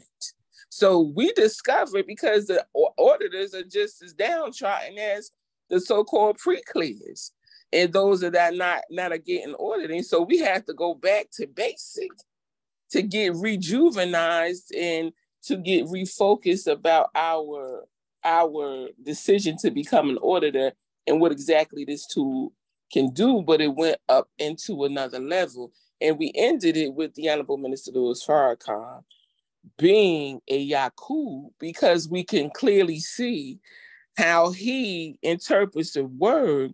His words help us make determinations to leave things that causes darkness or don't give us light and make a clear separation. So I had to put that in the report. I had to put that in the report for National, that I see the Honorable Minister Louis Farrakhan as a Yakub, but we really cannot afford not to take every instruction that he gives, because it's so much more profound than we can even fathom. So we are still opening up what caused the Nation of Islam to go into this form of Scientology called auditing. That's it. Yes, ma'am. Thank you. Thank you.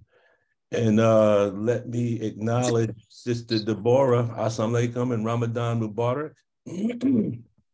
Walaikum salam, Ramadan Kareem. All right. Glad to have you with us today. Let's see if we can start to land this plane. Excuse me. So now when we're talking about, when L. Ron Hubbard is talking about giving power over to a force outside of ourselves, what does that sound like? Slavery. Sounds like slavery, and what else? Think of the lessons. Think of the lessons. Well. Come on. Why does he love the devil? Because the devil's giving nothing. Oh no, that works too. That works too. That's not where I was going, but that works. But think about Lost Found Muslim lesson number 2. There's something in there that's similar to what L. Ron Hubbard just described. Okay. I'll go ahead and put it up here. You put it up?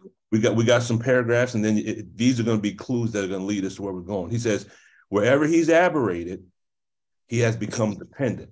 You can shorten it to that. If he becomes dependent, he cannot control. And dependency is, in essential, an abandonment of control of an area. Okay, so when we let the outside world control us, what happens? Now that's aberration. Okay, but the main thing he said was, we have the potentiality and conduct, or he says the potential and conduct of a deity. But what happens is we take the concept of God or deity and we put it on something external, correct? And by putting it external, we're giving control over to something that really doesn't have that power. Right. That's mystery God. So who is that mystery God? So there is not a mystery God. The Son of Man has searched for that mystery God for trillions of years and was unable to find the mystery God. So they have agreed that the only God is the Son of Man. So they lose no time searching for that does not exist. Yes, ma'am. Could you just go back to the previous screen just a moment? I sure will. Right here? Yeah. Yes, sir. Okay, thank you. You're welcome. So can we agree that what L. Ron Hubbard says in the text is the same as what it says in our lessons? You can go even further. It's just worded different. That's all. It's just worded different. Okay. And Jesus said it's better to receive, it's better to give than to receive. That's also attached to that, because the giver is at cause and the receiver is at effect. So in other words, it's better to be cause than being effect. Yes, definitely. Thank you, Brother Eric. Let's see. Now let's look at this heavenly home real quick. So could the heavenly home in our lessons be the same as the garden that's spoken of in the Holy Qur'an. Okay. In Surah Al-Baqarah, Surah 2, ayat number 57, it says, in the name of Allah, the Beneficent, the Merciful, and we made the clouds to give shade over you, and we sent to you manna and quails. Eat of the good things that which we have given you, and they did not do us any harm, but they wronged their own souls. Now remember, some of the ayats in the Holy Quran are allegorical, correct? Yes, sir. Okay, let's see if there's something in here we can find that has ARC with the tech. Excuse me. When we look at the word manna, on one hand, manna is something that was consumed, correct? Okay. But now also, when you look at the word in Arabic, it means blessings, benefits, and kindness. Okay. When you look at the word quail, the Arabic word is salwa, which as a noun represents a small bird, but also means to get rid of the memory of, to forget, to cheer up, or to alleviate, to partially remove or correct something. Does this not describe the process of auditing? Yes, sir. To receive manna in quails allegorically could mean to alleviate, to remove something partially. In Dianetics, that's called a release, correct? Absolutely. Okay, so to partially remove, release, or correct, meaning remove the engram. And as a result of that, what happens is not that we get rid of the memory of that event, but it's refiled in the standard memory banks without the charge, correct? Yes. And what is the result? Don't we cheer up? Yes. Isn't it a blessing? Mm-hmm. Don't we become kind? Yes. So auditing allegorically could be described as receiving manna and quails. Could we say that? Mm-hmm. Yes, sir. Yes, All right. Okay. So manna and quails describe the following characteristics. You're actually going up tone, correct? yes. You're getting rid of the old, you're getting rid of the old stuff. Okay. So when one has a part of their memory removed, the aberration or events from the past are alleviated, which is the word release, the result is a manifestation of emotional qualities that are above 4.0, which is the cheer up. Does that all have agreement? Yes, sir. Okay. All Yes. right. Now let's look at the best part of the earth. In Arabic, the best part is called, the word is kalaba. And kalaba means the heart, the mind, the soul, or the spirit. So if we say the best part of the planet Earth, could we say the best part? If we're looking at Lost Found Muslim lesson number 1, why isn't the devil settled on the best part of the planet Earth? Could we say, why isn't the engram settled on the mind? Mm-hmm. Aren't we talking about the same thing? Mm-hmm. Okay. The word kalaba of the Holy Qur'an is equivalent to the theta or life force found in Dianetics, because the life force is the soul or spirit, correct? That's the thetan, yes? Sister Shayla, you follow, or you got a thought? No, I'll go back and I'll go back and review this because there's a little part that I didn't get, but that's okay. No. Pose the question because you might not be the only one. What's the thought?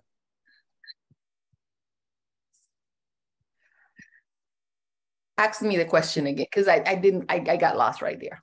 Okay. There's a misunderstood word somewhere. Exactly. So now the word kalaba in Arabic. Okay. Okay. It means mind, it means soul, and it means spirit. That's from the Arabic dictionary. Okay. When you look at theta from the perspective of Dianetics, it's talking about the same thing. The theta is talking about the life force, the thetan, the individual that exists in this physical body. So the word kalaba in Arabic is the same as life force in Dianetics. Equivalent. Okay. Go ahead. I We got good? you. Yes, we're good. Okay. And remember, if you look at the book 7 Speeches, and you go to it's either page 150 or page 151, the Honorable Minister Louis Farrakhan has asked the question, and he uses the term life force in reference to the first God. He uses the term life force. Okay. So we're all saying the same thing. So now, can we say from a Dianetic perspective that the best part could be the same in Dianetics as the analytical mind or standard memory banks? Could we say that? Yes. Okay. Yeah. So now let's look at what the enemy is from the perspective of our lessons, the Holy Qur'an, and the tech. Right away, the enemy is the reactive mind, correct? Yes. Yes. Okay. So the enemy of the righteous, coming from rule number 1 of our 13 rules of instruction, could be represented as the individuals from the past that are contained on our time track, correct? Yes. Okay. That. And that is, these individuals represent valences that produce the demon circuits, correct? Yes. Okay, and the demon circuit in Dianetics is the whispering of the slinking devil that's found in the Holy Qur'an. So here we have the enemy to the righteous that's found in rule number 1 of the 13 rules of instruction, the enemy of the righteous that has to be removed from every part of the planet Earth. In Dianetics, we're saying we're removing the engrams, and where are the engrams stored? The engrams are stored in the physical body. Right? Y'all with me? Yes, sir. Okay.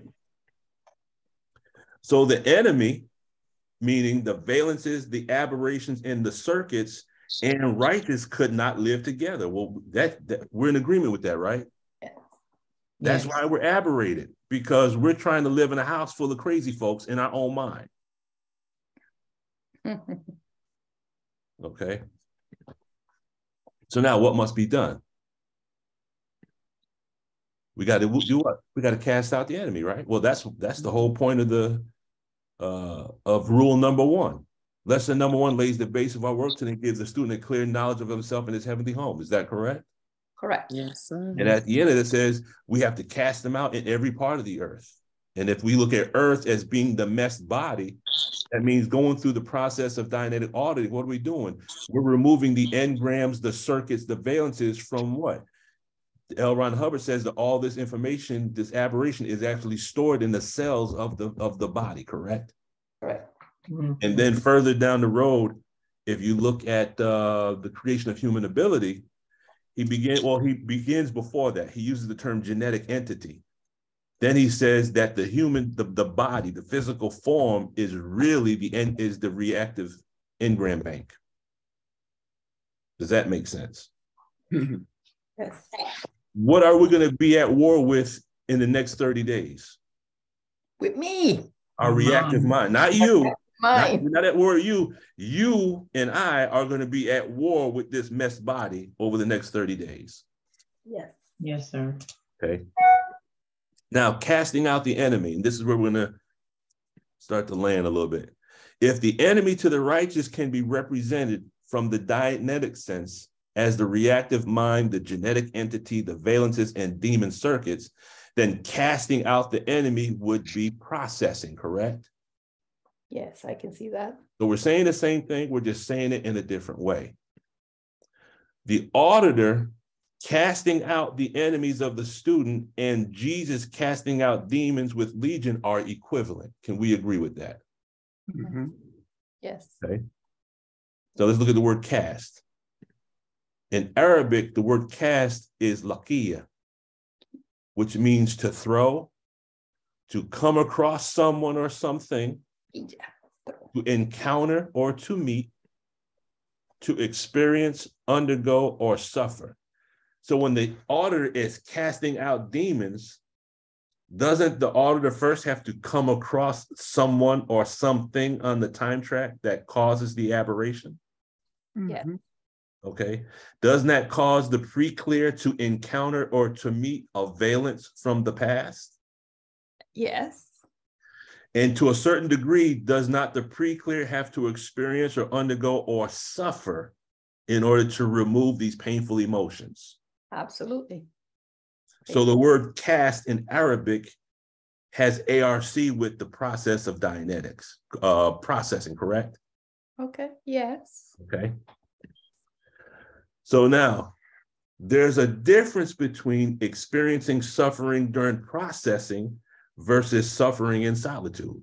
And I think we can all agree to that, can't we? Yes. Okay.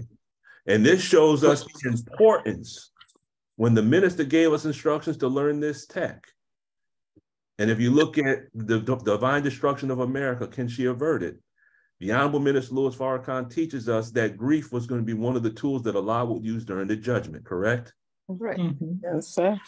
Now, if grief is a tool used by Allah, then would not Allah give something that would allow people to endure and get through the grief because he is Al-Rahman and Al-Rahim, the beneficent and the merciful, correct? Yes. Yes, sir. Yes. So the minister told us that Allah will use grief, but through the minister, we are given what is necessary for us to endure the griefs so we can do what? Make it successfully to the other side? Yes? Yes. Yes. Okay. So when we deal with processing and suffering during processing, that is the pathway that leads to release and going upscale, correct? Yes. Suffering in solitude is a pathway that takes us downscale. Could we agree with that? Yes.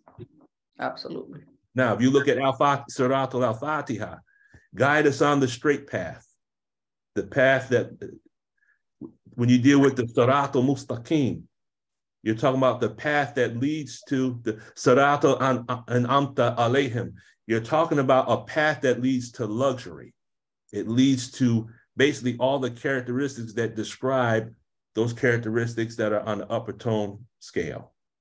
Okay, the Surat al-Mustaqim.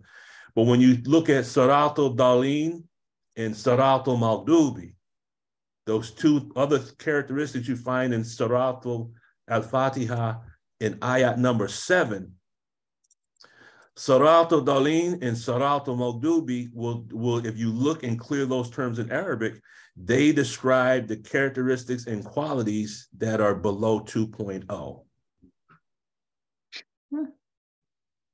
So when we are going through Dianetic processing, we are below 2.0, correct? Yes. But the auditor is working with us to get us up the tone scale and basically getting us out of hell, correct? Correct. Okay. But when we're home alone with no auditor, and we're not self-applying, perhaps through straight wire, whatever it is, when we're suffering at home by ourselves and we don't have anyone around that can bring our tone level up, what happens to you and I? We're stuck in hell. Right? Right. And then when we're stuck in hell, we become sick as hell, we become crazy as hell, we become hungry as hell. That's right. All right. So in casting out the enemy, when you look at the Bible, it says in the book of Luke, and he was casting out a devil, and it was dumb. And it came to pass when the devil was gone out, the dumb spake and the people wondered. Well, isn't that what happens after Dianetic processing? Yes. Isn't that what happens after the minister woke us up? The dumb speak, the blind see, the deaf begin to hear, the lame begin to walk. Yes? Yes. Yes. Okay. Well, that's why he's the Messiah. In the book of Mark, it says it like this. And forthwith, Jesus gave them leave, and the unclean spirits went out and entered into the swine, and the herd ran violently down a steep place into the sea. They were about 2,000 and were choked in the sea. Now, we had broke down this once before. When you look at this ayat, this verse from the Bible, Jesus took the unclean spirit from the individual and put it in the swine. Does that make sense? Mm-hmm. Yeah.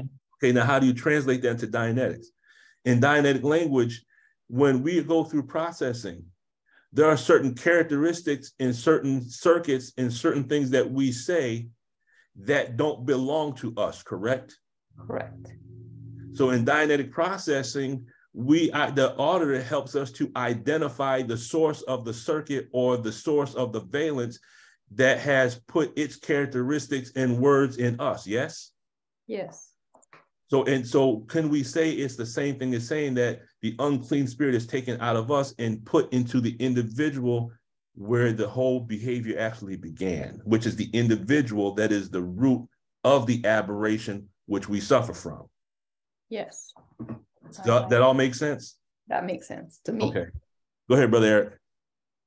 Also, brother, if you look at it, when those words of God come out, when Jesus, as we call him, open up the eyes of the people, what happened next? You are coming back to life, but at the same time, you see another group that is taking up the street and creating havoc. Mm-hmm. Because you take the time to cleanse yourself or to be cleansed. But the other one, they don't have that opportunity, or they refuse. And that's why the spirit that we call devil, or that enters into the swine, these are the unpurified people that are going to take the street. And why? Because they got to be destroyed themselves. Mm-hmm. You see, everything is there. And as I was listening to this, many things that this lesson gave us. Number one is a lesson number one is said to be the student assignment first. So have we taken our assignment to study lesson number one? Mm-hmm. And when we study lesson number one, what are we doing? We are identifying what? The devil in us first. And as we are finding it in us, now we are obligated now to cast him out. And once you, in the lesson number two, there is a question that is asked: can you reform devil? It didn't say, can you reform the devil? It said, can you reform devil? And you know you cannot, particularly no. But why? Because this is something that is so wicked in you that the only thing you can do with it is to cast him out. Because if you do not do that, you are putting yourself to be victimized by the same one that you would like to cast out or trying to reform. Because he's wicked, that means he's very wise, wickedly wise. So he can take the thing that it makes you thing look fair seeming to you, and you'll be deceived in that way. So the lessons are so good to us, but it has to be understood. Mm-hmm. It tells you what? Lesson number one teaches student about himself and his heavenly home. How could it be talking about myself when everything is about the devil? So I know we never consider ourselves as a devil. But if we understand the lesson again, it says, we were made to be other than self. If you are other than self, that means yourself was to be a righteous person. But are you righteous? If I am not, that means I have qualities of the devil in me that has to be corrected. And the correction is how you cast him out. Mm-hmm. And you are addressing most of this thing here, right now. Allahu Akbar. Allahu Akbar. Allahu Akbar. Okay. Key point right here. In applying this verse from the Bible and finding the equivalent with the text, could we say that the swine could be seen as symbolic of engrams? Can we use the swine as a demo kit to represent engrams? Could we say that? Yeah. Okay. And he says there was how many engrams here? I mean, how many swine here? 2,000. 2,000, right? Okay. Now, I won't go into depth with this part, but a while ago we actually parsed this verse and we looked at it from the perspective of Jesus being like the auditor. The unclean spirits are like those valences and demon circuits that were carried. Putting them into the swine means removing them from the individual, correct? Mm-hmm. And then running down a steep place, we looked at that kind of, from the perspective of a person starts to cry and they were choked in the sea. Because some of us, when we go through Dianetic processing, don't we get choked up? Oh. Okay, Yeah. so we kind of parsed that a while ago. But I want to look at these 2,000 swine and look at, and here's another one. It says, and they came to Jesus and see him that was possessed with the devil and had the legion. Legion was the individual. He says, what is your name? He says, my name is Legion. We are many, meaning what? I am one individual, but I have a whole lot of aberrations. It says sitting and clothed and in his right mind. So now what? Legion would have been, how would you describe Legion with the language of Dianetics? If he's in his right mind, then he's what? He would clear. He would be clear. Clear. Sister Ania. I don't have it in front of me, but isn't there a scripture that says, I will cast your sins into the sea of forgetfulness? Yes, ma'am. Definitely. I will cast your sins into the sea of forgetfulness. We got to write that down. Sea of forgetfulness. And that's why also the ministers say at one point, we won't even remember that we were a slave of anyone. Yes. That is, our Savior has arrived somewhere between pages 79 and 82. Yeah, 82 to 83, I believe. Yeah, somewhere around there. Now, we asked the question, could the devils that Jesus cast out represent engrams? Well, the Bible says that there was 2,000 swine, correct? Yes. Okay. Well, in Science of Survival, on page 394, it says the engram is the basic source of human aberration. There are usually hundreds or even 2,000 or 3,000 engrams in the lifetime of an individual. Each and every one of these may have its own locks.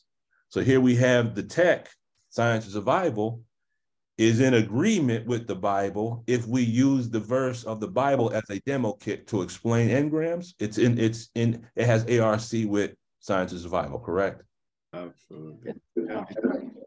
Yeah. Wow.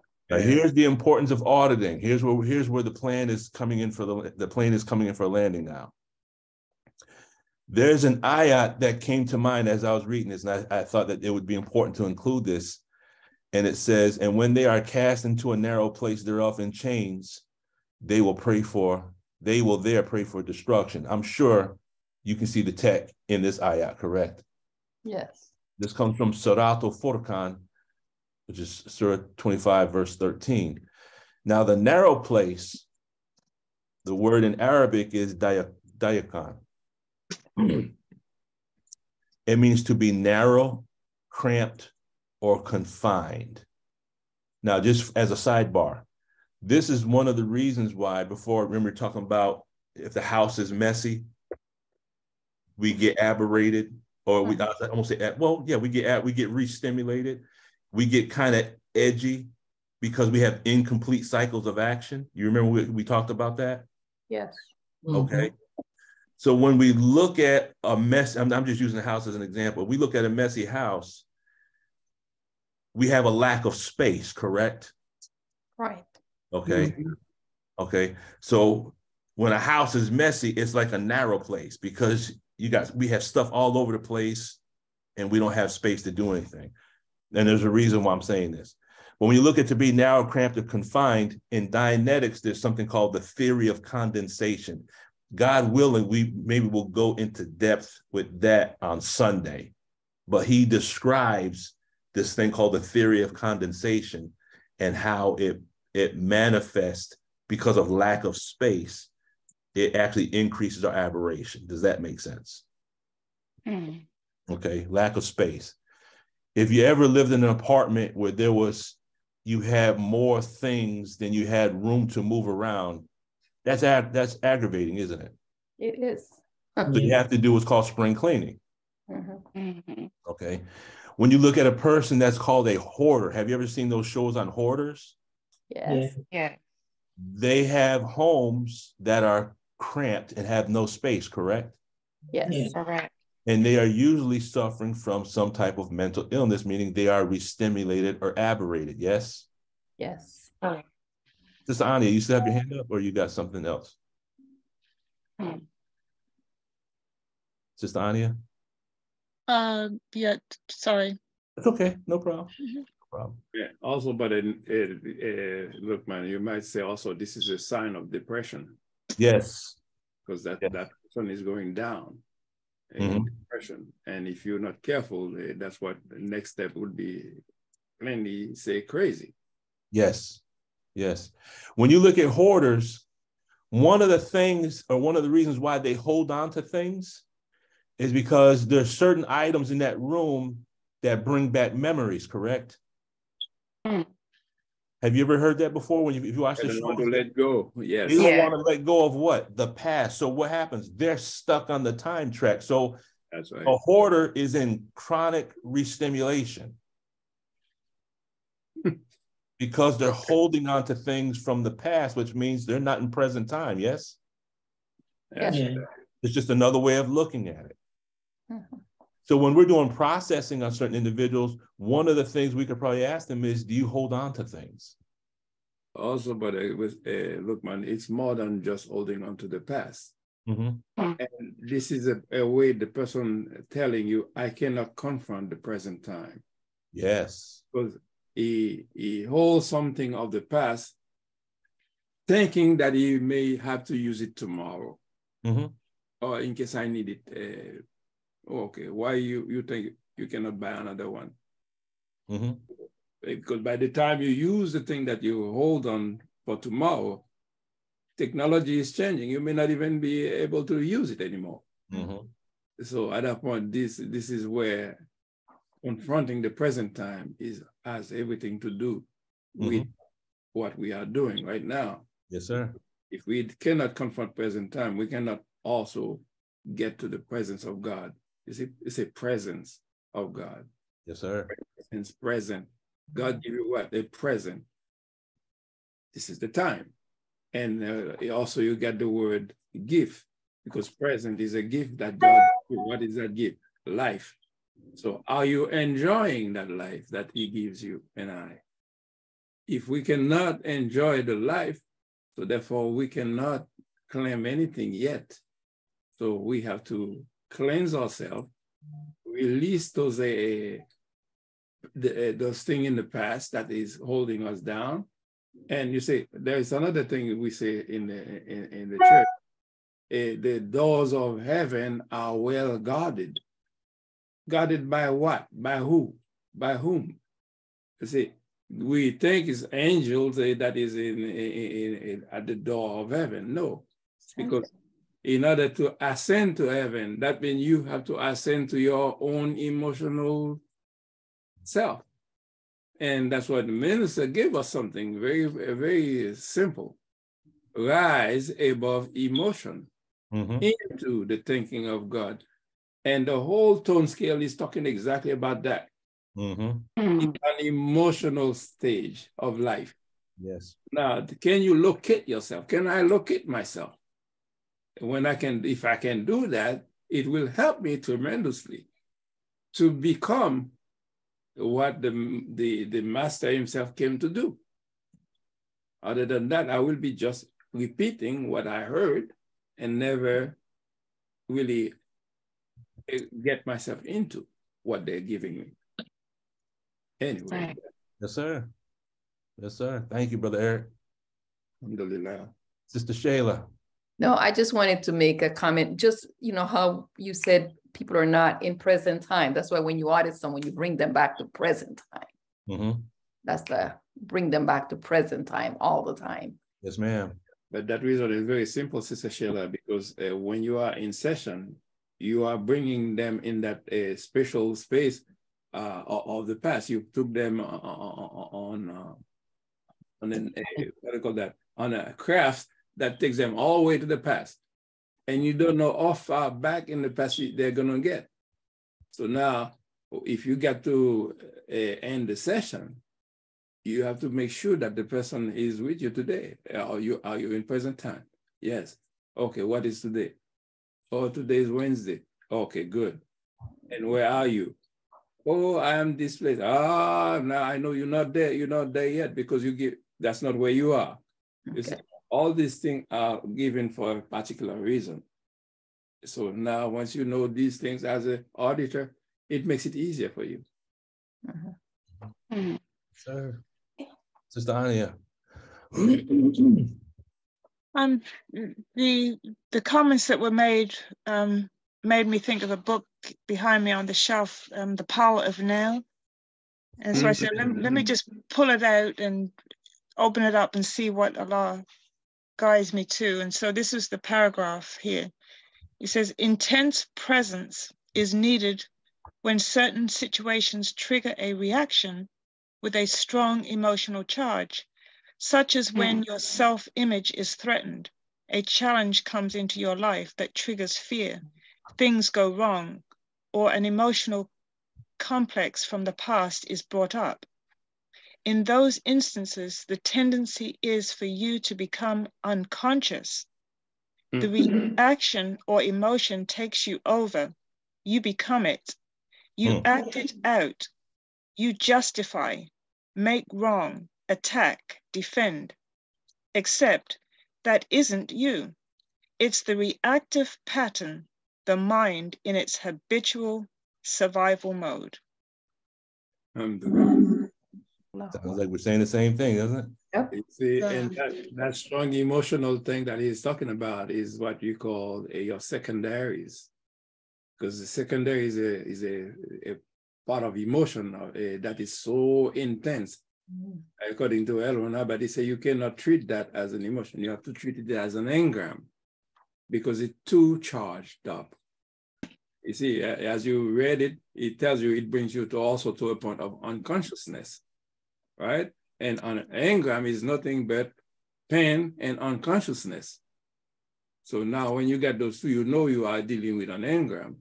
But the emotional part of it, which is a secondary, it could be that you were among your own friends and your father with his bad self came and shame you with certain things that you did not want anybody else to know.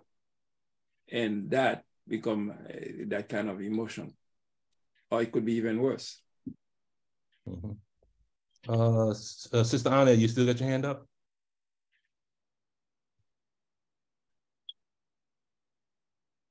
Okay, thank you. Sister Raynell.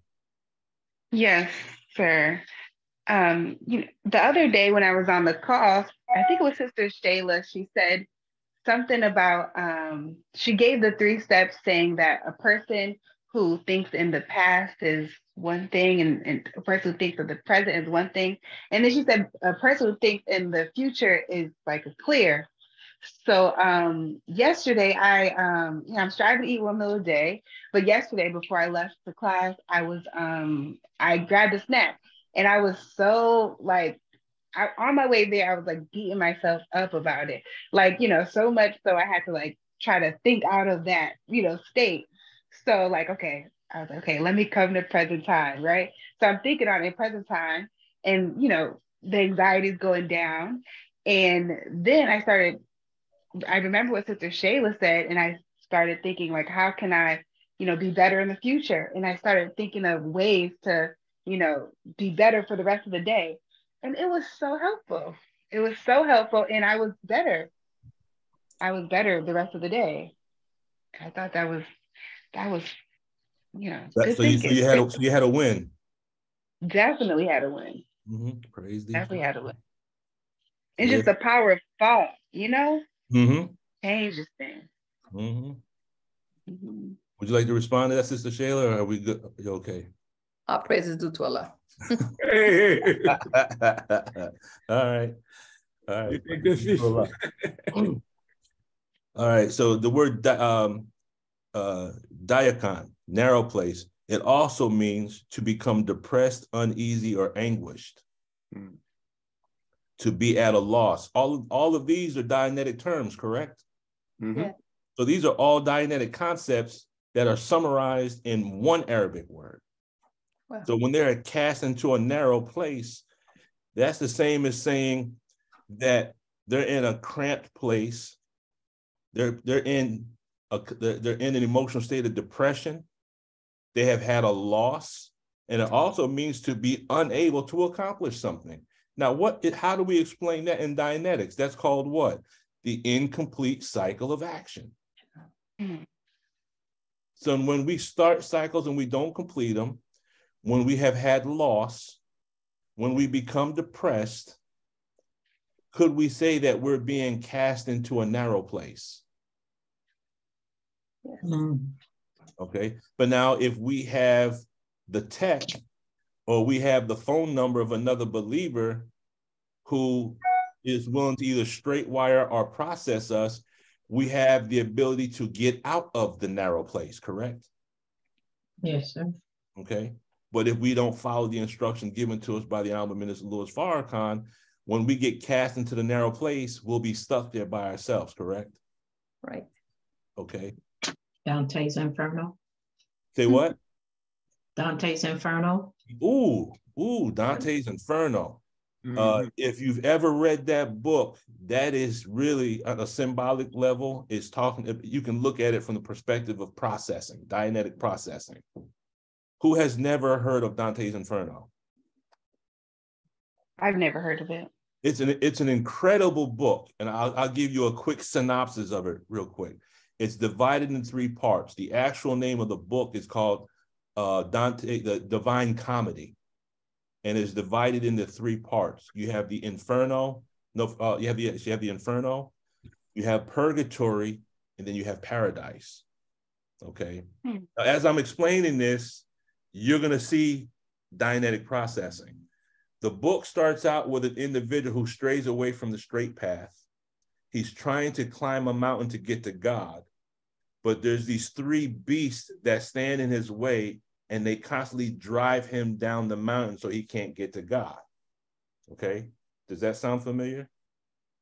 We're constantly trying to get up the tone scale, but our own aberrations will force us back down, yes? Yes. Okay, then Dante meets a man named Virgil, who Virgil says, in order to understand, in order to get to God, to be able to ascend the mountain to get to God, to go up the tone scale, to get to clear, you have to first descend into hell to understand the nature of sin, which is what? Going back on the time track in order to find all those valences and demon circuits in hell. Does that make sense? Yes. Okay. Yes. So Virgil escorts him through hell. And in this hell, you have this, like the same impediments that we find in the study guide: pride, envy, greed, lust, fear, anger, and vanity, and some other characteristics. He takes him down through hell and then brings him up on the other side of the mountain, the same mountain, but the one side of the mountain has the impediments. Sometimes people try to take the shortcut. They want to try to get to God, but they don't want to let go of the things of this world. And the things of this world won't allow us to get to God. Does that make sense? Go ahead. So when he goes up through purgatory,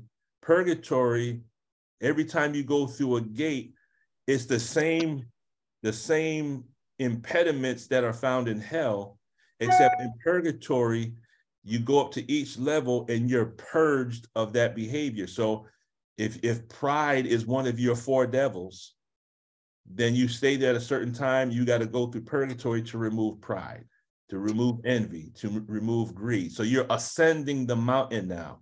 And every time you ascend the mountain, it says there's a certain mark that's removed from the forehead. That would be the same as removing that from memory. Does that make sense? Yes. Yeah. And then we finally get to the top of purgatory. Now there's a key here. Virgil cannot escort him through the gates of paradise because there's another guide.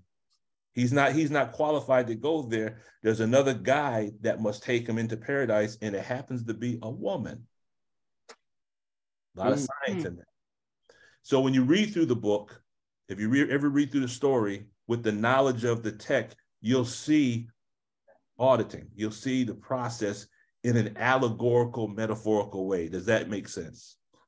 Yeah.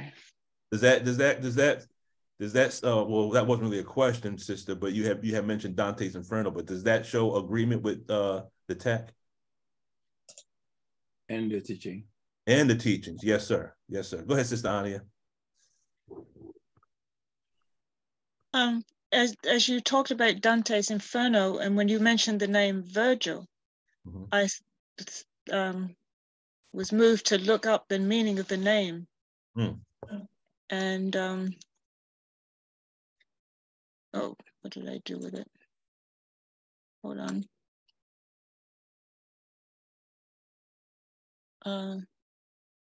Hope I didn't close it down. Hold on. Take your time.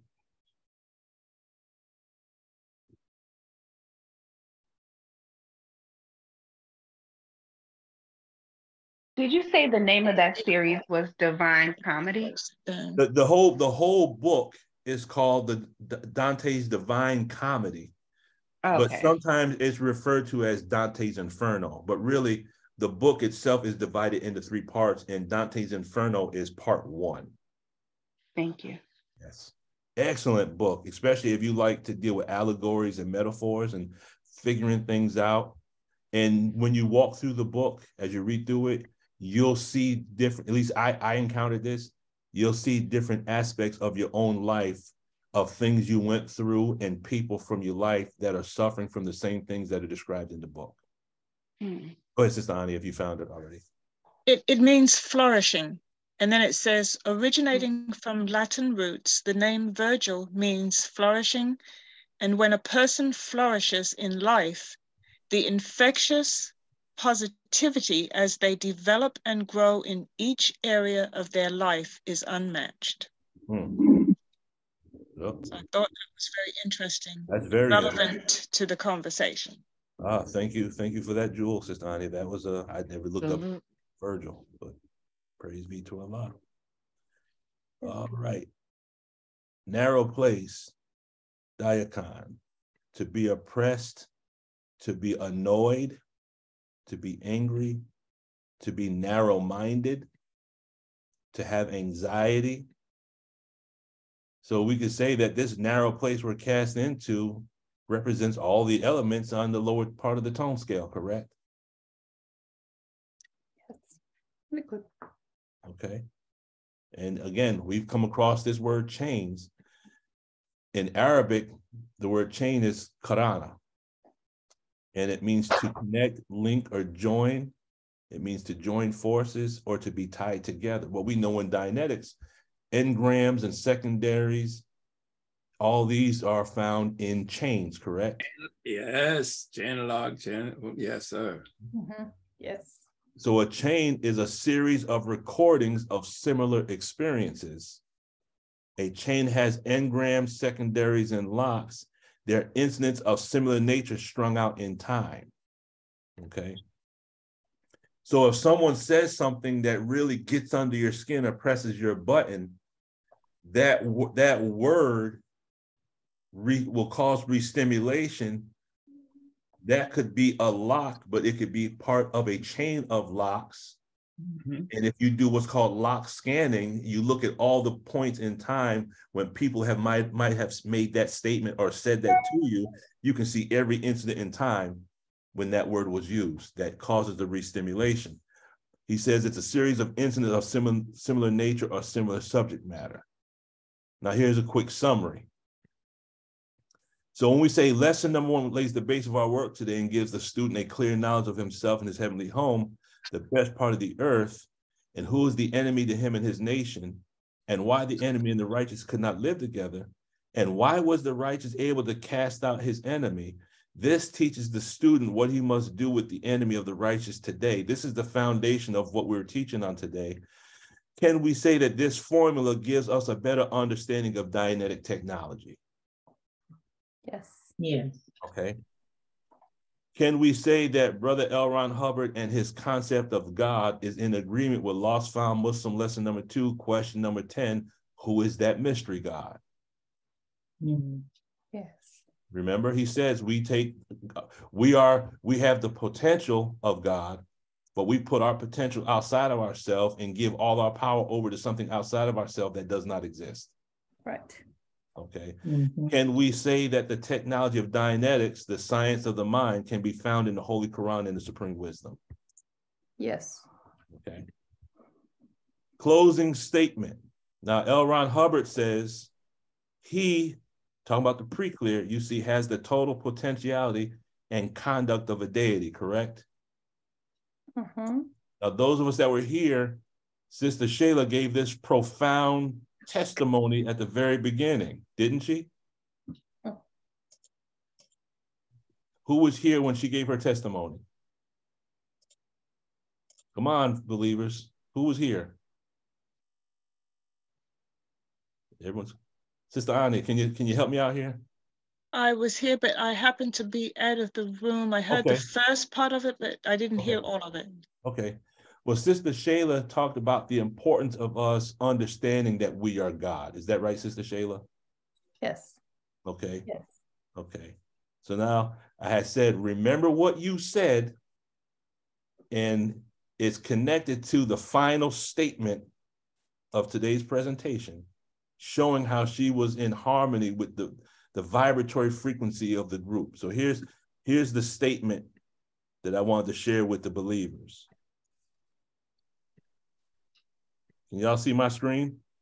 Yes, sir. Yes, sir. Be yourself.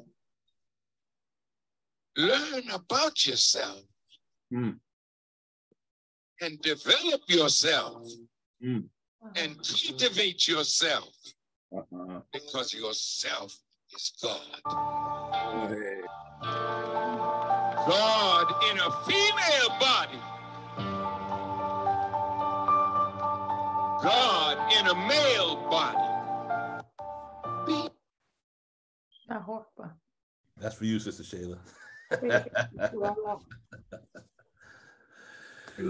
All right, family. Any final questions, thoughts, concerns, questions, or corrections before we end this for today and get ready for tomorrow morning? Anything? Could you just go back to slide, I think it was 34, I believe. Slide 34. Yes, ma'am, I will. I know you put this thing on YouTube. Can you send me a copy of that, please? Yes, I will, brother. Eric. Appreciate okay, slide. Is that it right there, Sister Ania? Okay. Can we say that this formula gives us a better understanding of Dianetic technology? Okay, yes, sir. Thank you. Good. Okay. One of what was that? You good, brother Eric? Yeah, I don't know. My screen disappeared. Oh, there we go. I thought you had. Thought you were gonna start singing there for a minute. You make me sing. No, that's by the grace of Allah, brother. Because I'll tell you, as I put this together, I'm just as amazed as maybe some of you might say, wow, this is incredible. I'm saying the same thing. But the thing is that when we compare what was being given before and what we are being given now, we will see that the language is not any different, except that they talk according to the time. Because in religion, they used to call that confession. That means you are being audited, really, by confessing what you did or what's happened to you. And after confession, you feel better with yourself. And you think God is really blessing you. And what happened when we do a session? Feel better. After the session, you feel much better with yourself. Relief. And it's the same thing. And the minister gave us something even stronger than that. The 8th step of atonement. You never see that as that, but that's what it is. what do you have to do first? Confess you're wrong. Oh man, and right there we are, that's what you would call self-auditing. You see? And as you point out the wrong. But it can only work for you and I when we are sincere with yourself, with myself. You see, sometimes we are afraid to confront our own self. And this is the greatest enemy we have, is the self.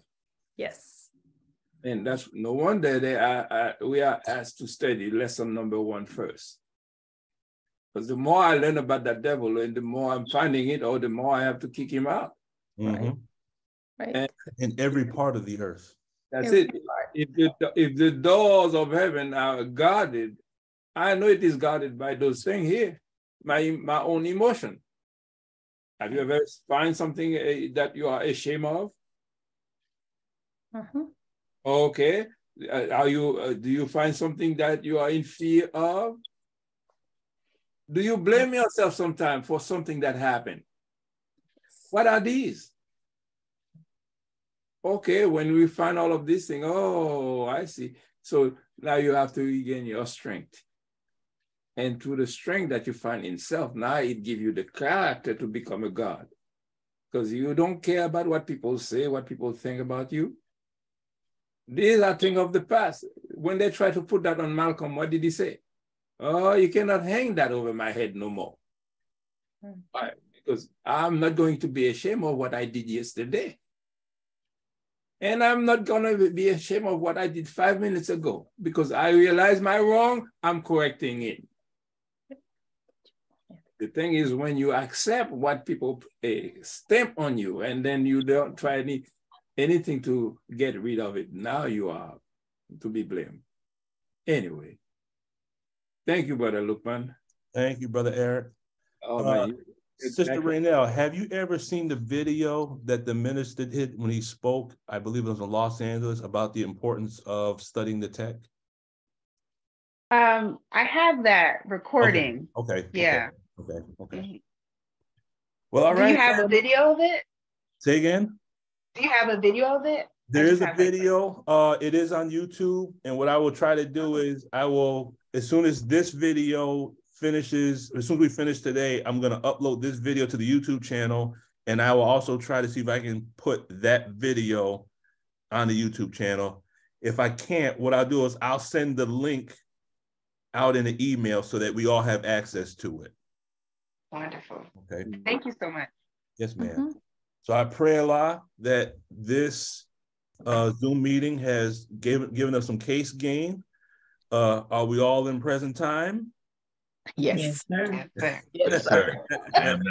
Yes. As always, if you have any questions, any suggestions for future classes, please send me an email.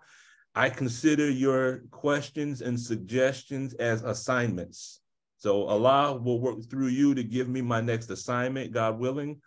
And with that being said and done, tomorrow begins the first day of fasting.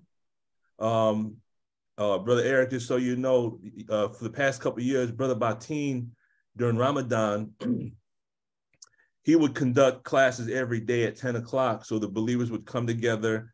And when we have to read each section of the Holy Qur'an, the assignment was to read the section of the Holy Qur'an. And then every morning when we meet, we would try to see if we can find a way to connect what we read with the tech. So when I spoke to Sister Belinda about this, in memory of Brother Batin, may Allah be pleased with him, I told Sister Belinda that I'd be willing to take the responsibility of doing the 30 days of Ramadan, God willing. And each day we might only meet for an hour. And whatever the reading assignment is from the Holy Qur'an, each individual just can bring back and share your cognitions with regards to the connection between what you might have read in the Holy Qur'an and how it relates to the tech of Dianetics. So that's going to start tomorrow morning, inshallah, at 10 a.m. Okay. With that being said, if there's no other questions, let us go ahead. One more question. What's this right now? Brother Lukman, the last time I was on, I asked you to cover something on memory. Were you able to do that? Oh wait, what was it that you gave me again? Memory. There was something else. But there was something else with it, wasn't it? Or what was Well, it? how to have better memory. Memory. Mm-hmm. Okay, I'll put that down. Memory. Oh yeah, I see something coming already. Okay, yes, ma'am. Oh, thank you. Oh, wow. All right, family. I pray we have some case gain. The video will be on YouTube within the hour, inshallah. And God willing, you okay, Sister Shayla? Look like I'm cringing to think that I'm gonna be on YouTube. It's like, oh my God. You know, you gotta understand, sister. You don't know what those words. Those words are a prescription, and I think others bear witness that something. It was Sister Raynell. Something you said was a prescription for her. Correct, Sister Raynell? Absolutely. So, you know, God manifests in all of us. So don't cringe. This is, you know, after Ramadan, Sister Shayla might have her own Zoom meeting she might be doing. We don't know. Right. Go ahead. Right. All right, family. Let's go ahead and close it out in prayer. Alhamdulillah. Attention prayer. I seek refuge in Allah from the accursed Satan. In the name of Allah, the Beneficent, the Merciful, all praise is due to Allah, Lord of the worlds, the Beneficent, the Most Merciful. Master of the day of judgment in which we now live, the alone that we serve, thine aid do we seek. Please, Allah, guide us on the straight path, the path upon whom thou hast bestowed favors, not the path upon whom thy wrath is brought down, nor of those who go astray after they've heard thy teaching. Ameen. Ameen. Assalamu alaikum, family. Love you, and I look forward to our 30 days of Ramadan. Inshallah, we'll see you tomorrow morning at 10 a.m. Brother Eric, if you can just hang out for a moment, I got a question I want to pose towards you. Okay. Love you all. Assalamu alaikum. Love you back. Walaikum salam. Peace.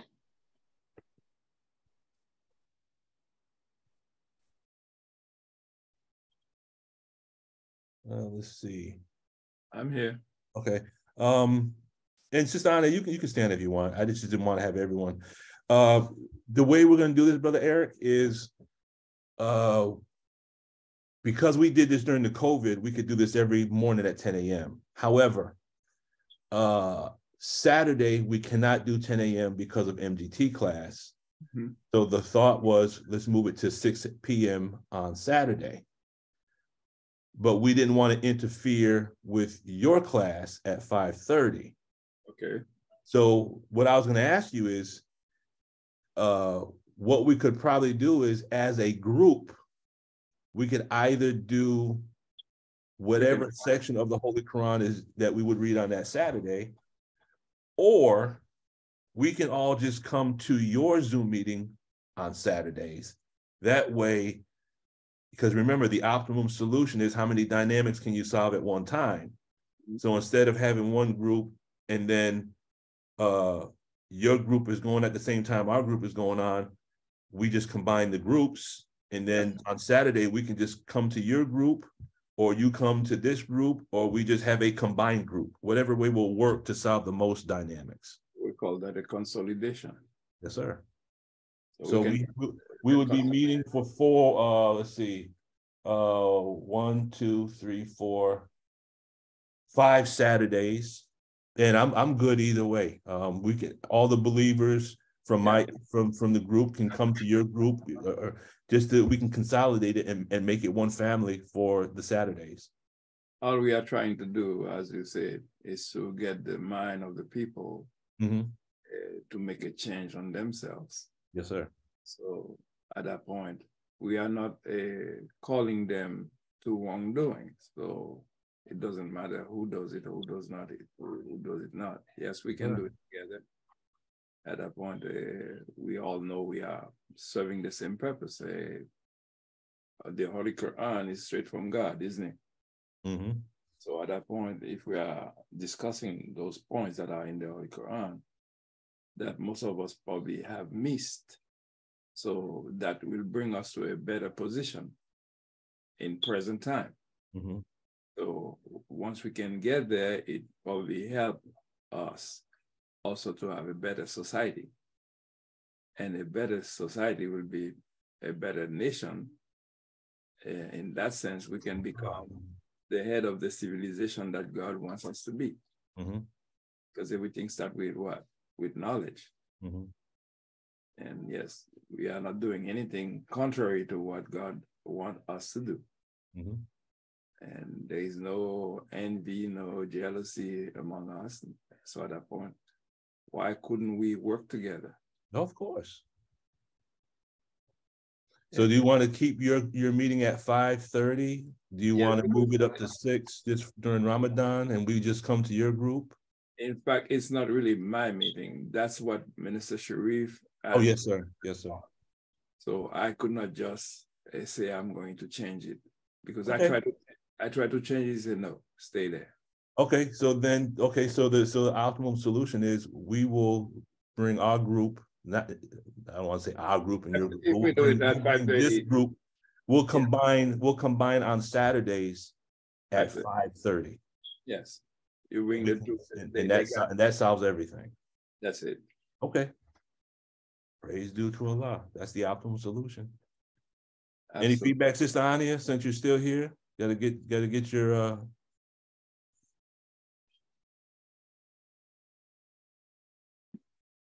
all praise is due to Allah. Thank you so much, Brother Eric, for being so open. And, you know, since you explained to me once before that the format for your program is an open format where you have different subjects and different guests on each week. And I don't know if you've already set a focus for the next few weeks, if you have guests that you've planned to invite. Yeah, I had a few people that I talked to, but they have not given me time yet. So I can always tell them after Ramadan instead of that. Okay, all right. Yes, sir. That's good. It works for everybody then. That's correct.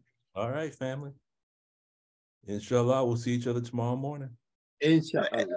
Maybe we could invite Brother Imam Sultan for one of the weekends. That would be for one of the Saturdays. That would be wonderful. Carlos and any other ministers who would want to participate. That would be wonderful. And I know Brother Eric got connections, so. No, you got connection. I don't got any connection. Sister Ani and Brother Wahid got the connection. Oh yeah, they do. Wahid got the connections. We all start dancing and doing the moonwalk. Okay, beautiful session today. Thank you so much. Thank you. All praises due to Allah. All right, love your family. Hey, we love you too. Assalamu alaikum. It's the iPhone. I cannot iPhone you because it's iPhone me. No, I cannot. That's me. That's me. Well, that's just not you. All right. All right then. Assalamu alaikum, family. Wa alaikum salam.